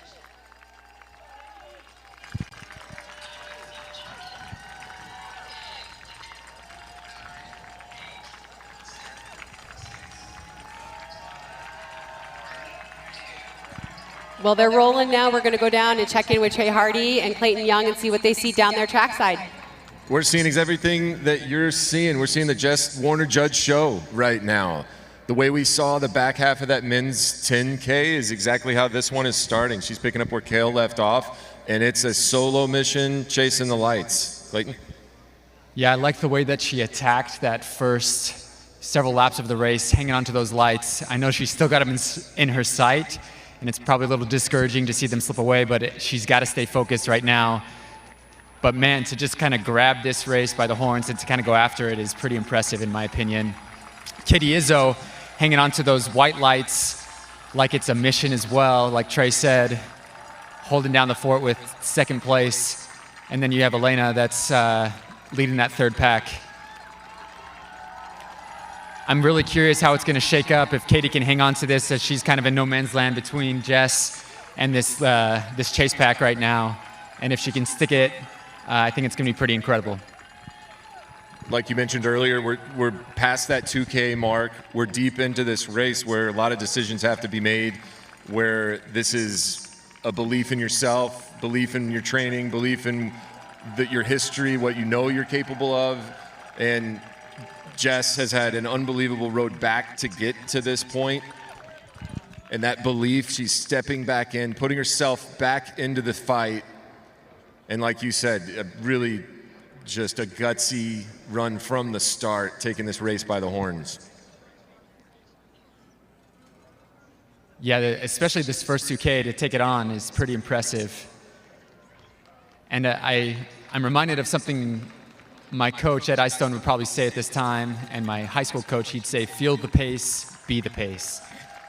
That's it, feel the pace, be the pace, Karen Dez. Thanks, guys. We see Jess Werner-Judd.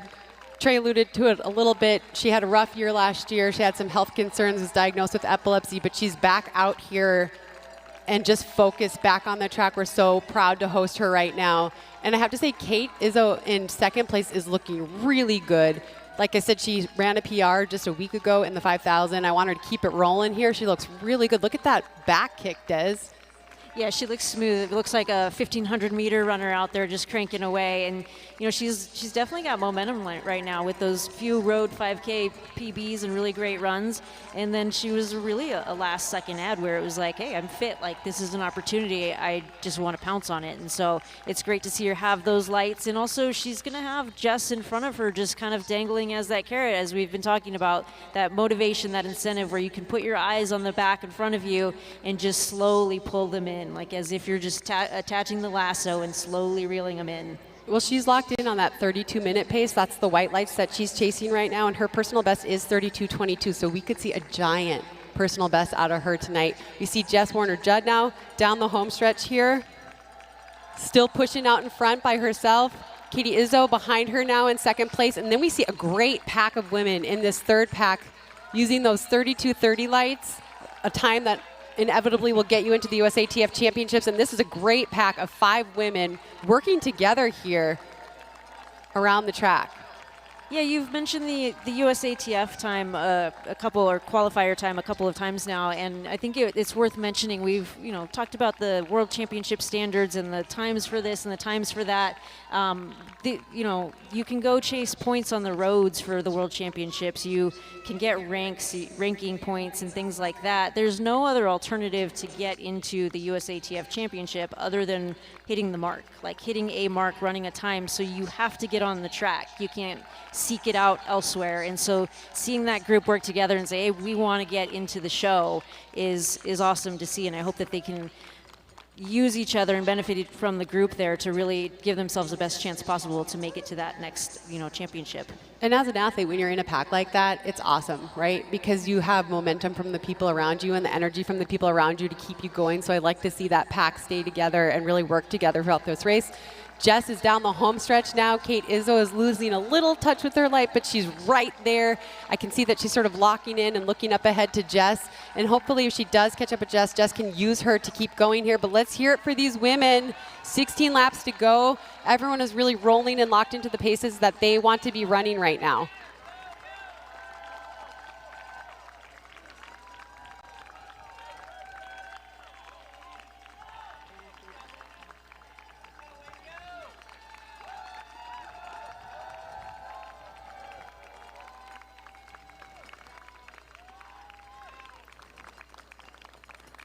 Did you ever find yourself out in the front of a 10,000-meter race?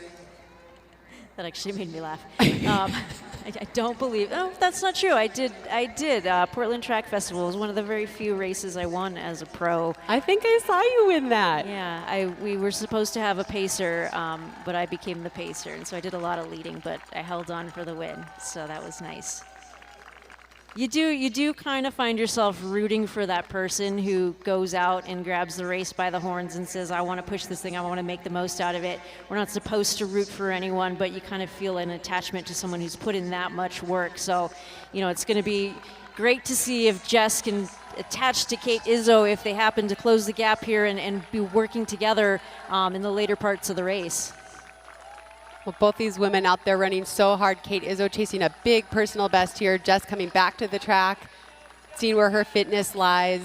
I do think Kate Izzo looks fantastic right now, and she's kind of like we said earlier, riding that high. But like when training's going well, racing's going really, really well, things just like sort of all click together, and you want to take advantage of those opportunities.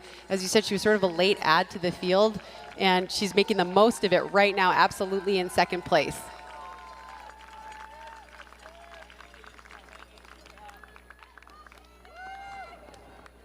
Katie just ran a 66.92 for that lap, so I think she's feeling pretty good right now.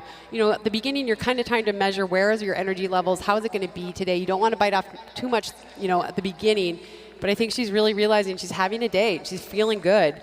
So she's closed that gap now on Jess Warner-Judd, and I would love to see Jess work with her. She's such a tough athlete. She's been in this position before. She's a 4-time British national champion. Let's see these women work together a little bit right here.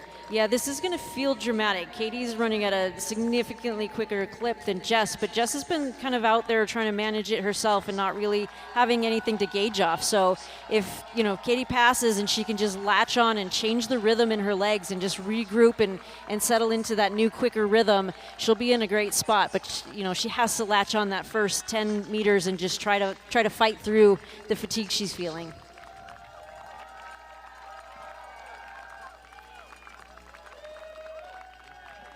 In third position, we have Kaylee Logue-Hughes, who's really been leading that pack now for the last few laps. She looks very relaxed. She trains with that Minnesota Distance Elite program, and she looks really good right now.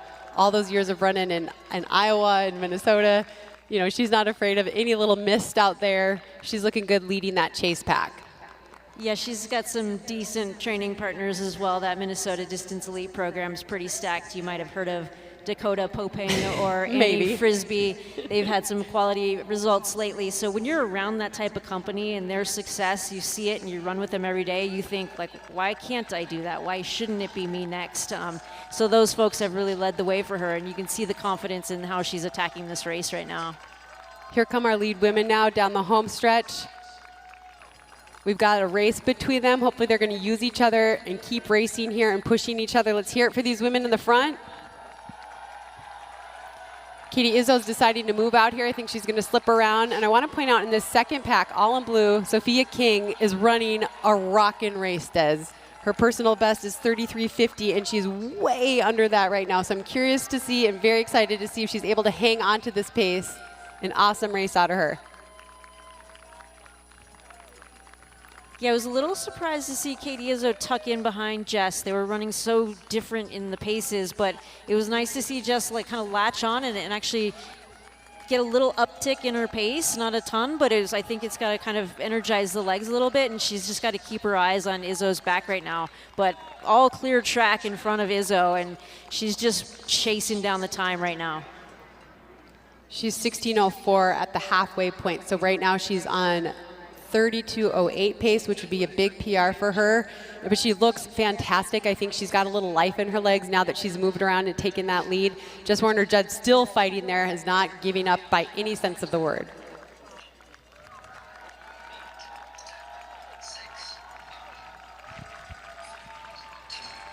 We're going to kick it on back track side. Trey Hardy, Clayton Young, what's going on down there?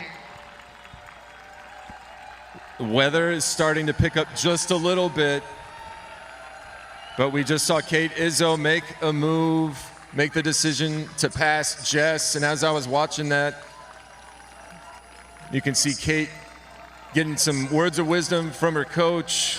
We've got a legend here down on the infield helping Kate surge into first place. We've got three-time Olympian Jen Rhines right here. Kara, I think you're familiar with Jen. Had locked horns a few times. Jen, you were in the Olympics 3 different times, 3 separate events, the 10, the marathon, the 5, in that order, which is absolutely crazy. But tonight, I want to talk to you about Katie, her preparation, how she's feeling, and is this a surprise or has this been expected? Katie's in very good shape and she's ready to run a PB. So far it's going to plan. She wanted to just kind of run steady and strong tonight, and that's exactly what she's doing so far. Well, yeah, she looks steady, she looks strong, and this home stretch crowd, if it's anything like the men's race, is going to pull her right to that PB.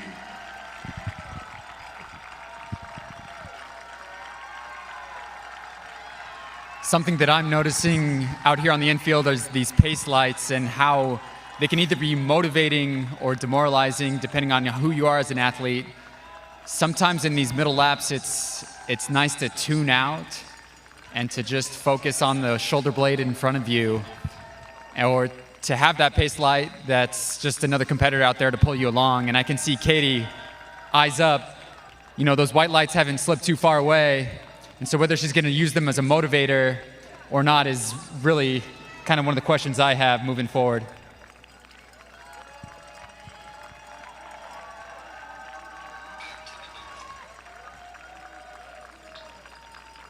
I mean, it really is eerie how this is shaping up to look very similar to that men's race. Katie getting stronger, it seems like every single lap. clicking off those easy, smooth rhythms. Got her coach in her corner and a great home stretch. And coming up on 10 laps to go. Des and Kara, we'll send it back up to you. Well, we just saw Katie Izzo look over her shoulder, but she is opening up a significant lead here. And how cool is that her coach is Jen Rines, and Jen Rines is here tonight, 3-time Olympian, you guys. Like, what a cool experience to be coached by someone like Jen Rines. And Katie Izzo is just flying at this point. Once she took that lead, she dropped down. She even dropped down to a 75. She's settling in a little bit more on that 76, 77 pace, but she looks good. Jess Warner-Judd's hanging in there now. She's got 10 to go. She's still in second position. And that chase pack is working together. Kaylee Loque still leading that pack, but they have been solid, those three women right there. And like I said, we're seeing really good things out of that group. But Sophia King, I'm just so impressed. She is just out, just taking a risk on herself tonight and running really, really fast. She's currently in, I have to do math, 5th position in the blue uniform there. Yeah, it's a great night to take a risk. I think, there's no conditions that are going to make you pay over the second half or late in the race. It's just toughness and grit that you're going to have to exercise in this middle section of the race, and that's really where we're at right now, is that the point of the race where you question how far out you are, and if you have the grit and the fitness to get you to the end. Katie is looking great, and she's just hunting down those lights. She's really moving well. She is, and we just see this chase pack now has moved into second position. Just Ed Warner kind of tucked herself in that group. I like that for her. But these women are rolling right now. Kaylee Loque, Danny Plarecki, Sophia King, and Jess Judd Warner kind of working together here in this group of 4. And they've kind of had this train, and they're running away from the pace lights that they started with. They're leaving those pace lights behind. That's such a great thing, too, where you don't want to get so attached to this light or this pace or this time. And it's like you have to feel the rhythm, too. If you're feeling great and you're working together, leave the lights behind. Yeah, let That's it go, okay. right? If the body's telling you got more there, I love that they're just going for it. They're leaving that behind. It's an indicator they can look over at it, but they're not letting it dictate what they do out there tonight.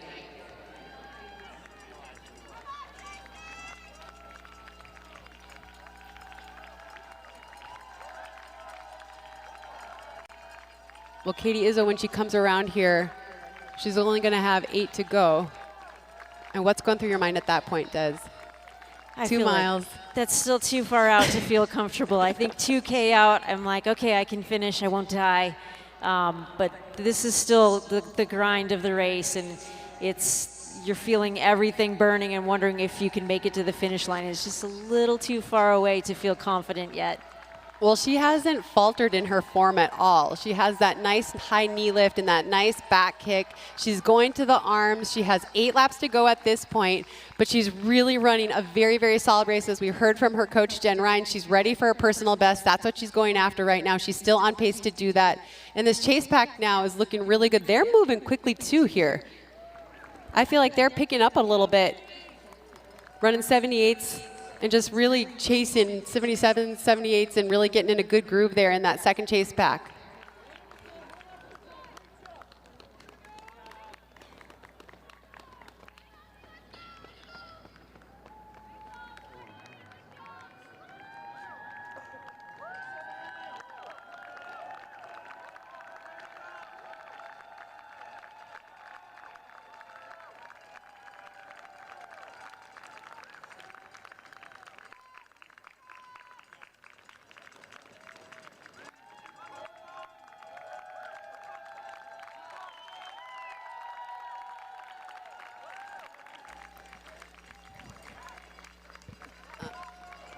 We're just paying attention to what's happening out here on the track a little bit. Some current concern about Jess. We're going to focus on Kate Izzo right now, who's still running a phenomenal race here. She has 7 to go. She's got to look up now, focus on her form, focus on what's going right as she moves up here past the finish line. And our chase pack is looking phenomenal here with these 3 women.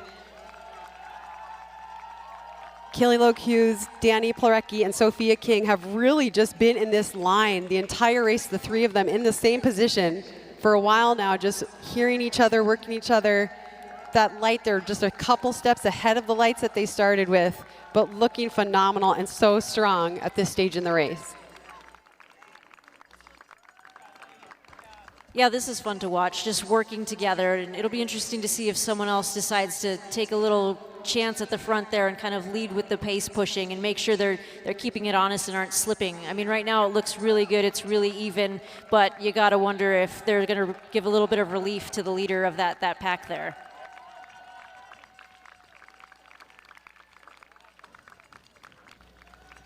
Rachel Shilkowski is coming down the home stretch right now. She's been running right on that pace light, making the most of the night. She just gave a little wave to the crowd. Let's cheer her on and keep her going. And now we see Katie Izzo now making her way here into the latter stages. She's really held onto this form and pushing, finding it from within herself here and into the home stretch again. Right now is that chase pack. And look at, we're getting a move here. This is it. This is where you got to contribute, and you want to start racing, and you want to start thinking about the finish line and the place and the prize money and so on and so forth. But you got to work together a little bit. You got to latch on and go with that move. And then, if you're feeling fresh, if you have the energy, take your pull at the front and really just give the group the effort. So we see Dani Polarek really pushing now. She had been sitting in that third position. She's pushed now to second, and her stride to me looks like it's opened up more. Sometimes you see that when an athlete moves around and gets in front, they have the space to really let their form open up, and that's what I see from her right now. I like the way her stride is looking. Well, yeah, and it's part of that passing, too. When you make that move, when you make a pass and you're like, hey, I don't want to work together anymore. I want to be racing and I want to drop you. You do it with authority. You don't just go to the front to lead the group, per se, unless it's a long way out. And so to this, this to me is the move for the race. She says, I'm not interested in working with the group anymore. I would like to press and really send this thing.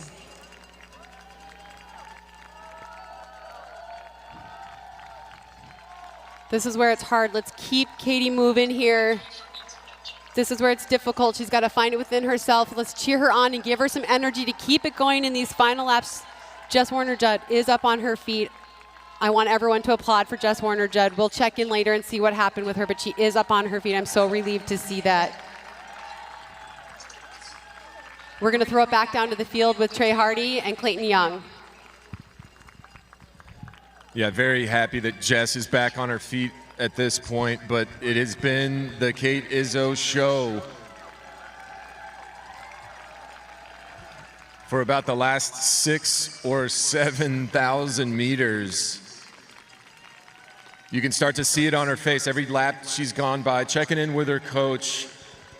It was a look of staying within herself, a look of confidence, but now is when she needs little bit of help to bring it home. Personal record pace. And this is one of those times where you have the belief in yourself and you know you've got it to finish, but maybe you just need a little bit of help from the crowd. Yeah, I think you said it best there, Trey. A lot of the first laps of this 10K are running it with your head. And it's all about staying present, not getting ahead of yourself, not getting too worked up. But now you really got to turn it over to the heart and run hard. And you can see it in Katie's eyes every time that she passes. She looks me dead in the eyes, honestly. And just, you can tell she's giving it everything she's got. So let's get that crowd involved. It's time to run with your heart, especially as we enter these last couple thousand meters of this 10,000 meter race. And the battle for second's getting pretty interesting. They're all about to pass by you, Clayton. They're running out of time. But how do they look back there? Yeah, there's definitely a battle for second here. Minnesota Distance Elite. Looks like she's slightly pulling away, but I don't think this race is over yet.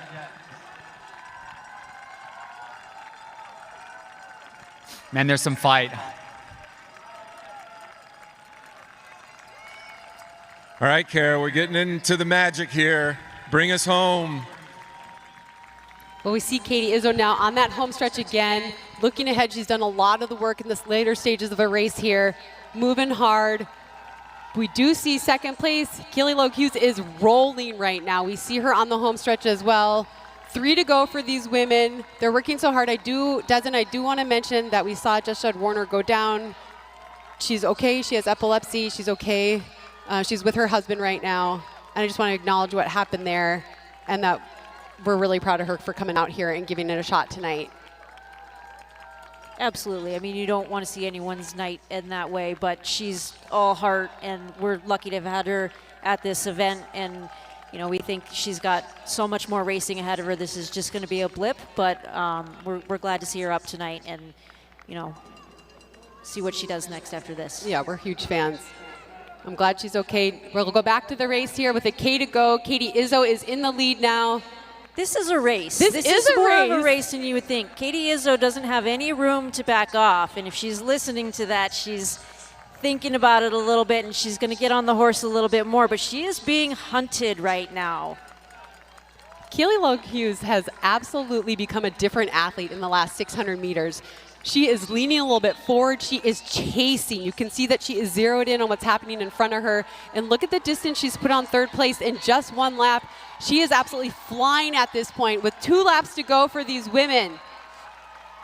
Well, it was like Polarecki tested her for a hot second, and she woke up and said, whoa, whoa, whoa, I'm not going to lose second place. And in that battle of getting back that position, she found her legs, found her rhythm, and all of a sudden found some hope up in front of her as she saw Katie Izzo sliding back ever so slightly.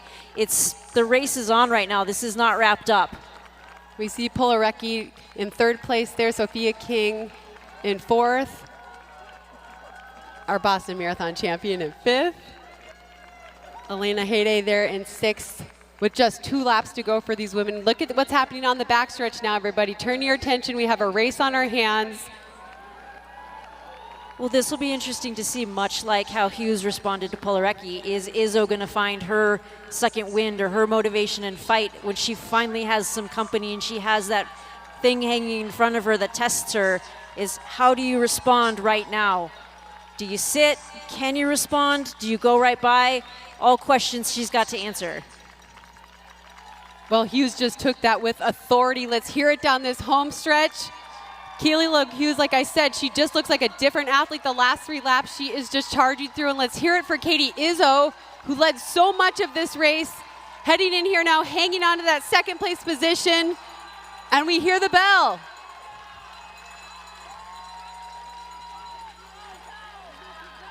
Dani Polarecki strong in that third position right now. She's going to hear the bell. 1 to go for her. Well, that move was significant by Hughes. That was a 75-second lap there on the pass, and she looks like she's just turned it up from there. It's going to be amazing to see what she can close in. I think she's blown this thing wide open. She hits the lever bend. She's probably just thinking about that final 800-meter bonus and how far she can bury that time. I mean, she's looking so good right now, and I'm looking at her splits. The last few splits are 79, 78, 76, 75, and now we see her with 150 to go. Absolutely in flight right now. Izzo's finding a gear too, though. She knows the finish is around the corner. She's on the lever bend. She's getting up on the toes and sending it. She's still having a great day. Eyes up and looking towards the finish line. But let's bring in Keely Logue Hughes, our first winner, women's winner of Save the 10,000. She's going to be oh so close to a personal best. What a run! And here comes Katie Izzo for that second position, doing so much work early in the race. Let's cheer her in. And look at this sprint finish. Dani Polarecki just flying down the home stretch now for third place.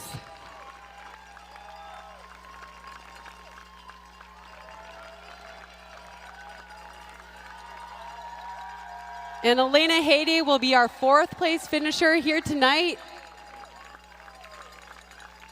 That turned into an awesome race, Des.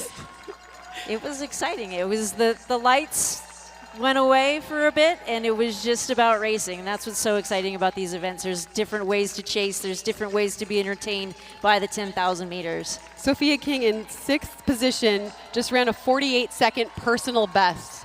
I mean, what an effort. That's what we want to see, women taking risks. That's how it pays off. What a run out of her.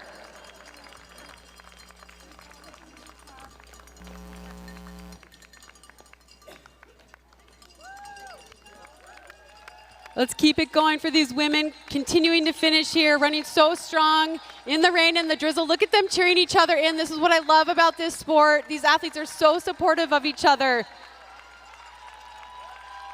Let's hear them all running in here. Great job, women. Look at that kick.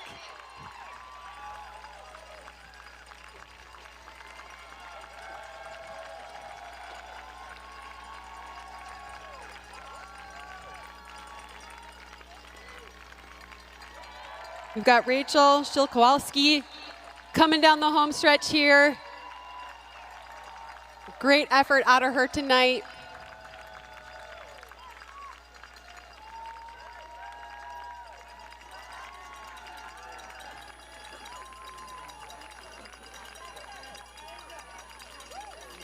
I love seeing everyone high five at the end and supporting each other. They've just worked so hard out there together. Only they understand what each other's been through and what they just went through. Just so impressive, and the camaraderie always just makes me so happy. Distance runners are just so supportive of each other, and it's really cool to see these women happy for each other, making sure they high five everyone, give everyone a hug. No one left out of the loop, and we have our final runner now coming down here. 150 to go. Tracy Zarzua, let's hear it for her. Let's bring her home. Going.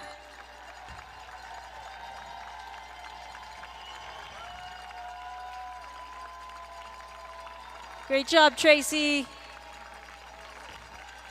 Bring her home. Let's bring her in.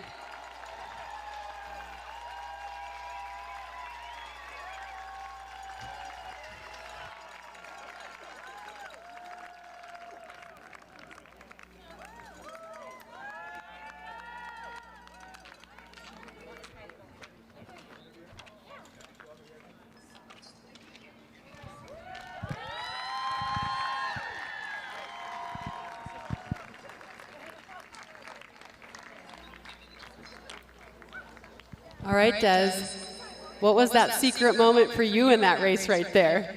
Oh, there's so many. I mean, I don't think it's any secret at all, but it's just tenacity. I think there was so many little battles. There were so many moments where different athletes, you could see them struggling through the mental grind of the race, and then they regrouped and found a reason to push on. We saw it with Katie Izzo. We saw it with our champion, Kaylee Logue Hughes, yeah, she really fought. She really got in a rhythm early on and just kind of was leading that second pack. And then she could just sniff it, and you just saw her transform to another athlete. Incredible last 4 laps from her.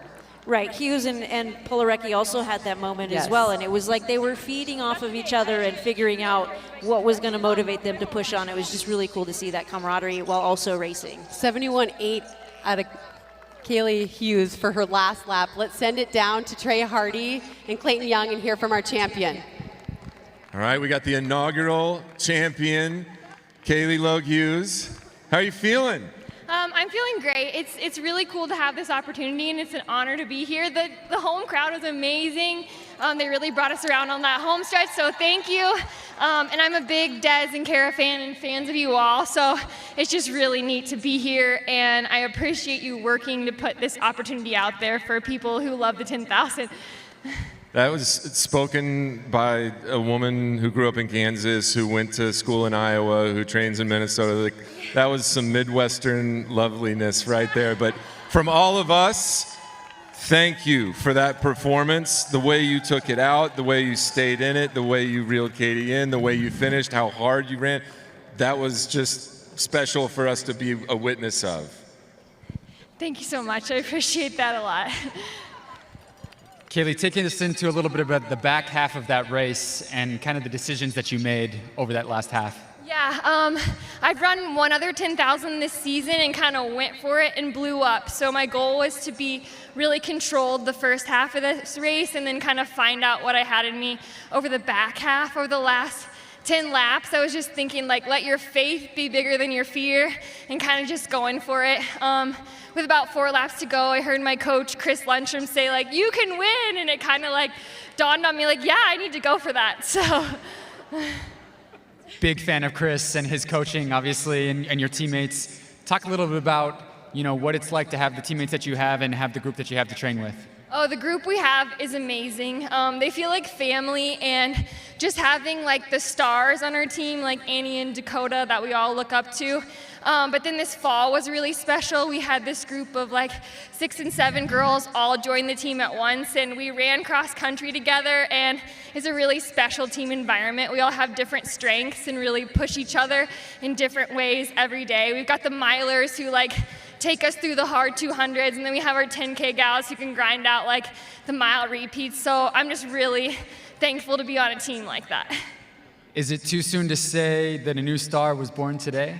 Oh, I don't know. I want to be among the best. That's a dream. So I think this is an important stepping stone. So I appreciate having the opportunity. Talk a little bit about what it's like to be part of this inaugural event, Save the 10,000. Are we seeing you next year? Oh yeah, this was amazing. I'll put it on my calendar. I'll be back.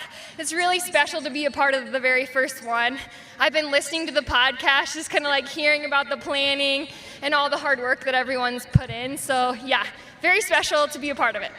I feel like you and I, Kaylee, we are big Des and Kara fans, and so we're all just a bunch of fans out here together celebrating this 10,000 meter. And again, thank you. This was awesome. And now your name is etched in history as the inaugural winner of the Save the 10,000 with Des and Kara. And here they come right now. Well, now you can't leave, Kaylee, because we want to talk to you too. You're probably freezing, but congratulations. We're so happy for you. Thank you so much. Thank you.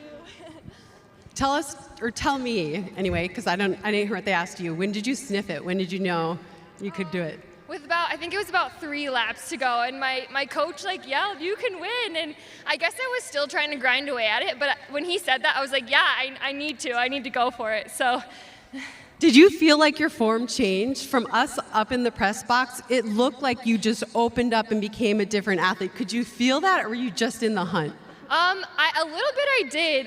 My coach says sometimes my form looks better at like 5K pace and 10K pace, and I'm not sure why that is. I need to figure that out and be smooth over both. But yeah, I really tried to like focus on that, get up on my toes, and pick some of those form things, and yeah, get after it. I hate to push things forward. I think you should soak in this moment and appreciate the win, but I think we all want to know what's next. Where are you going? Where are you going to take this fitness, and where can we watch you? Yeah, my next race is going to be back here in LA at the Sound Running Track Fest. I'm going to try to go after a PR in the 5K next, but I'm also going to jump on the roads with the 4-mile champs. But hopefully I'm trying to get a spot on the starting line at the U.S. Track and Field Championships in July. So I think she did a good job getting herself on that list tonight. I think that your time is going to be great from tonight. Yeah. Well, let's hear it for Kaylee. We're going to let her get her sweats if you want, but don't go too far, because we're about to announce bonuses, and something tells me you might have won some bonuses. So go grab some sweats and don't go far. All right, thank you so much. It's an honor to meet you. All right, guys. Well, we have people hard at work trying to figure out the bonuses, but let's reflect on what we just saw. What were the swagger moments for you? What were the top secret moments that you saw out there on the track tonight? Okay, fine, I'll go. Kale crossing the line, dancing a jig, blowing snot all over the place, flexing. That was swagger. Don't care what else happened the rest of the night. That was the swagger moment. And really, we've mentioned it a couple times. Kaylee, right here, where her coach is yelling, "You can win this," was this light switch. And it went from, all right, let's be patient, take our time, but that moment just clicked. The competitor took over. Those are my two right there. Okay. What about you, Clayton? I remember Trey talking about after we saw Kale dance, he's like, "Man, that's cross country right there." And so maybe we're going to see a little bit of that in cross country for this next season for NAU with Kale. But I think, honestly, the crowds, they're few, but they're mighty. You guys are so mighty out there. And yeah, I was giving love to the athletes on the backstretch, but it was like you guys were taking care of the front, no problem. And I think that was pretty cool to see out there today. Yeah, Clayton, you just stole from me, man. I think the secret and the swagger both existed at that finish line, and the crowd just giving it up and pushing them through and pushing them along throughout the race. But so many brave moves in the race. Cale just saying, hey, like, I got to get going. The pace is starting to slip and I want to have a big day. So he just went for it. Jess Warner-Judd just taking a swing with so many unknowns. Doesn't always work out and it breaks our heart, but we bounce back and come back and do something special later down the line. So you have to take those risks to find out your limits, and then you just keep showing up. Sorry, Yeah. I hate using that, but It works. And the win from our champion in the women's side, just phenomenal. She figured it out and got it done today. Is it my turn? Everything you guys said, it's hard to follow all you guys, but I am just going to shout out Sophia King, who had an almost 50-second personal best in the 10,000. To go out there and to take a risk on yourself like that is huge. I mean, she was just on that 32:30 light for so long, and she faded a bit at the end, but she still ran, I think, a 48-second personal best. So I'm so pumped that we got to see that tonight, and we got to give her the opportunity to get that done. I want to give a little love to Katie Izzo as well, Yeah. who definitely made that race happen, right? Obviously, Jess took it out, Katie took over, and it's hard to fade. I hurt for Katie, to be honest. Like that I'm sure she's going to look back and be like, like, what could I have done? But man, I loved looking at her into her eyes down every backstretch and just being like, she was just fighting for it. And it's hard to be overtaken late in the race and to kind of change gears. To see that 10K to 5K pace, that change in form that Kaylee had is hard to cover. And so Katie, big shout out to her. That was a pretty magical I think moment. it shows like she wants it. Yeah. Right? Like she wasn't afraid to try to chase down Jess, and then she wasn't afraid to just keep her foot on the gas by herself. And these are the races that you learn from and that you apply in the next race, and that just help you grow as an athlete.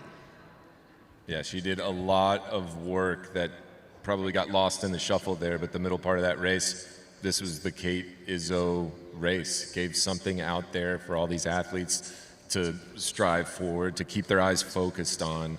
And like you said, it's hard to cover that move. Kaylee just looked so good. What do you think? Speaking of hard work, should we shout out some folks who made this happen? Absolutely. And thank some people? Yes, I think we want to shout out everyone who showed up in the rain tonight to cheer for these athletes. We appreciate it so much. It makes a huge difference for the athletes. We could see a spring in their step when they came down the home stretch. Anytime Des and I shouted out something, you guys responded. So a huge thank you for everybody who showed up here tonight. Sponsors? We have to thank our sponsors who are, so we're thankful for them chipping in and getting this to happen. Wouldn't happen without them. So BioBrace, Brooks, Secret, Old Spice, Lever Movement, and the Sports Specialist. Thank you so much.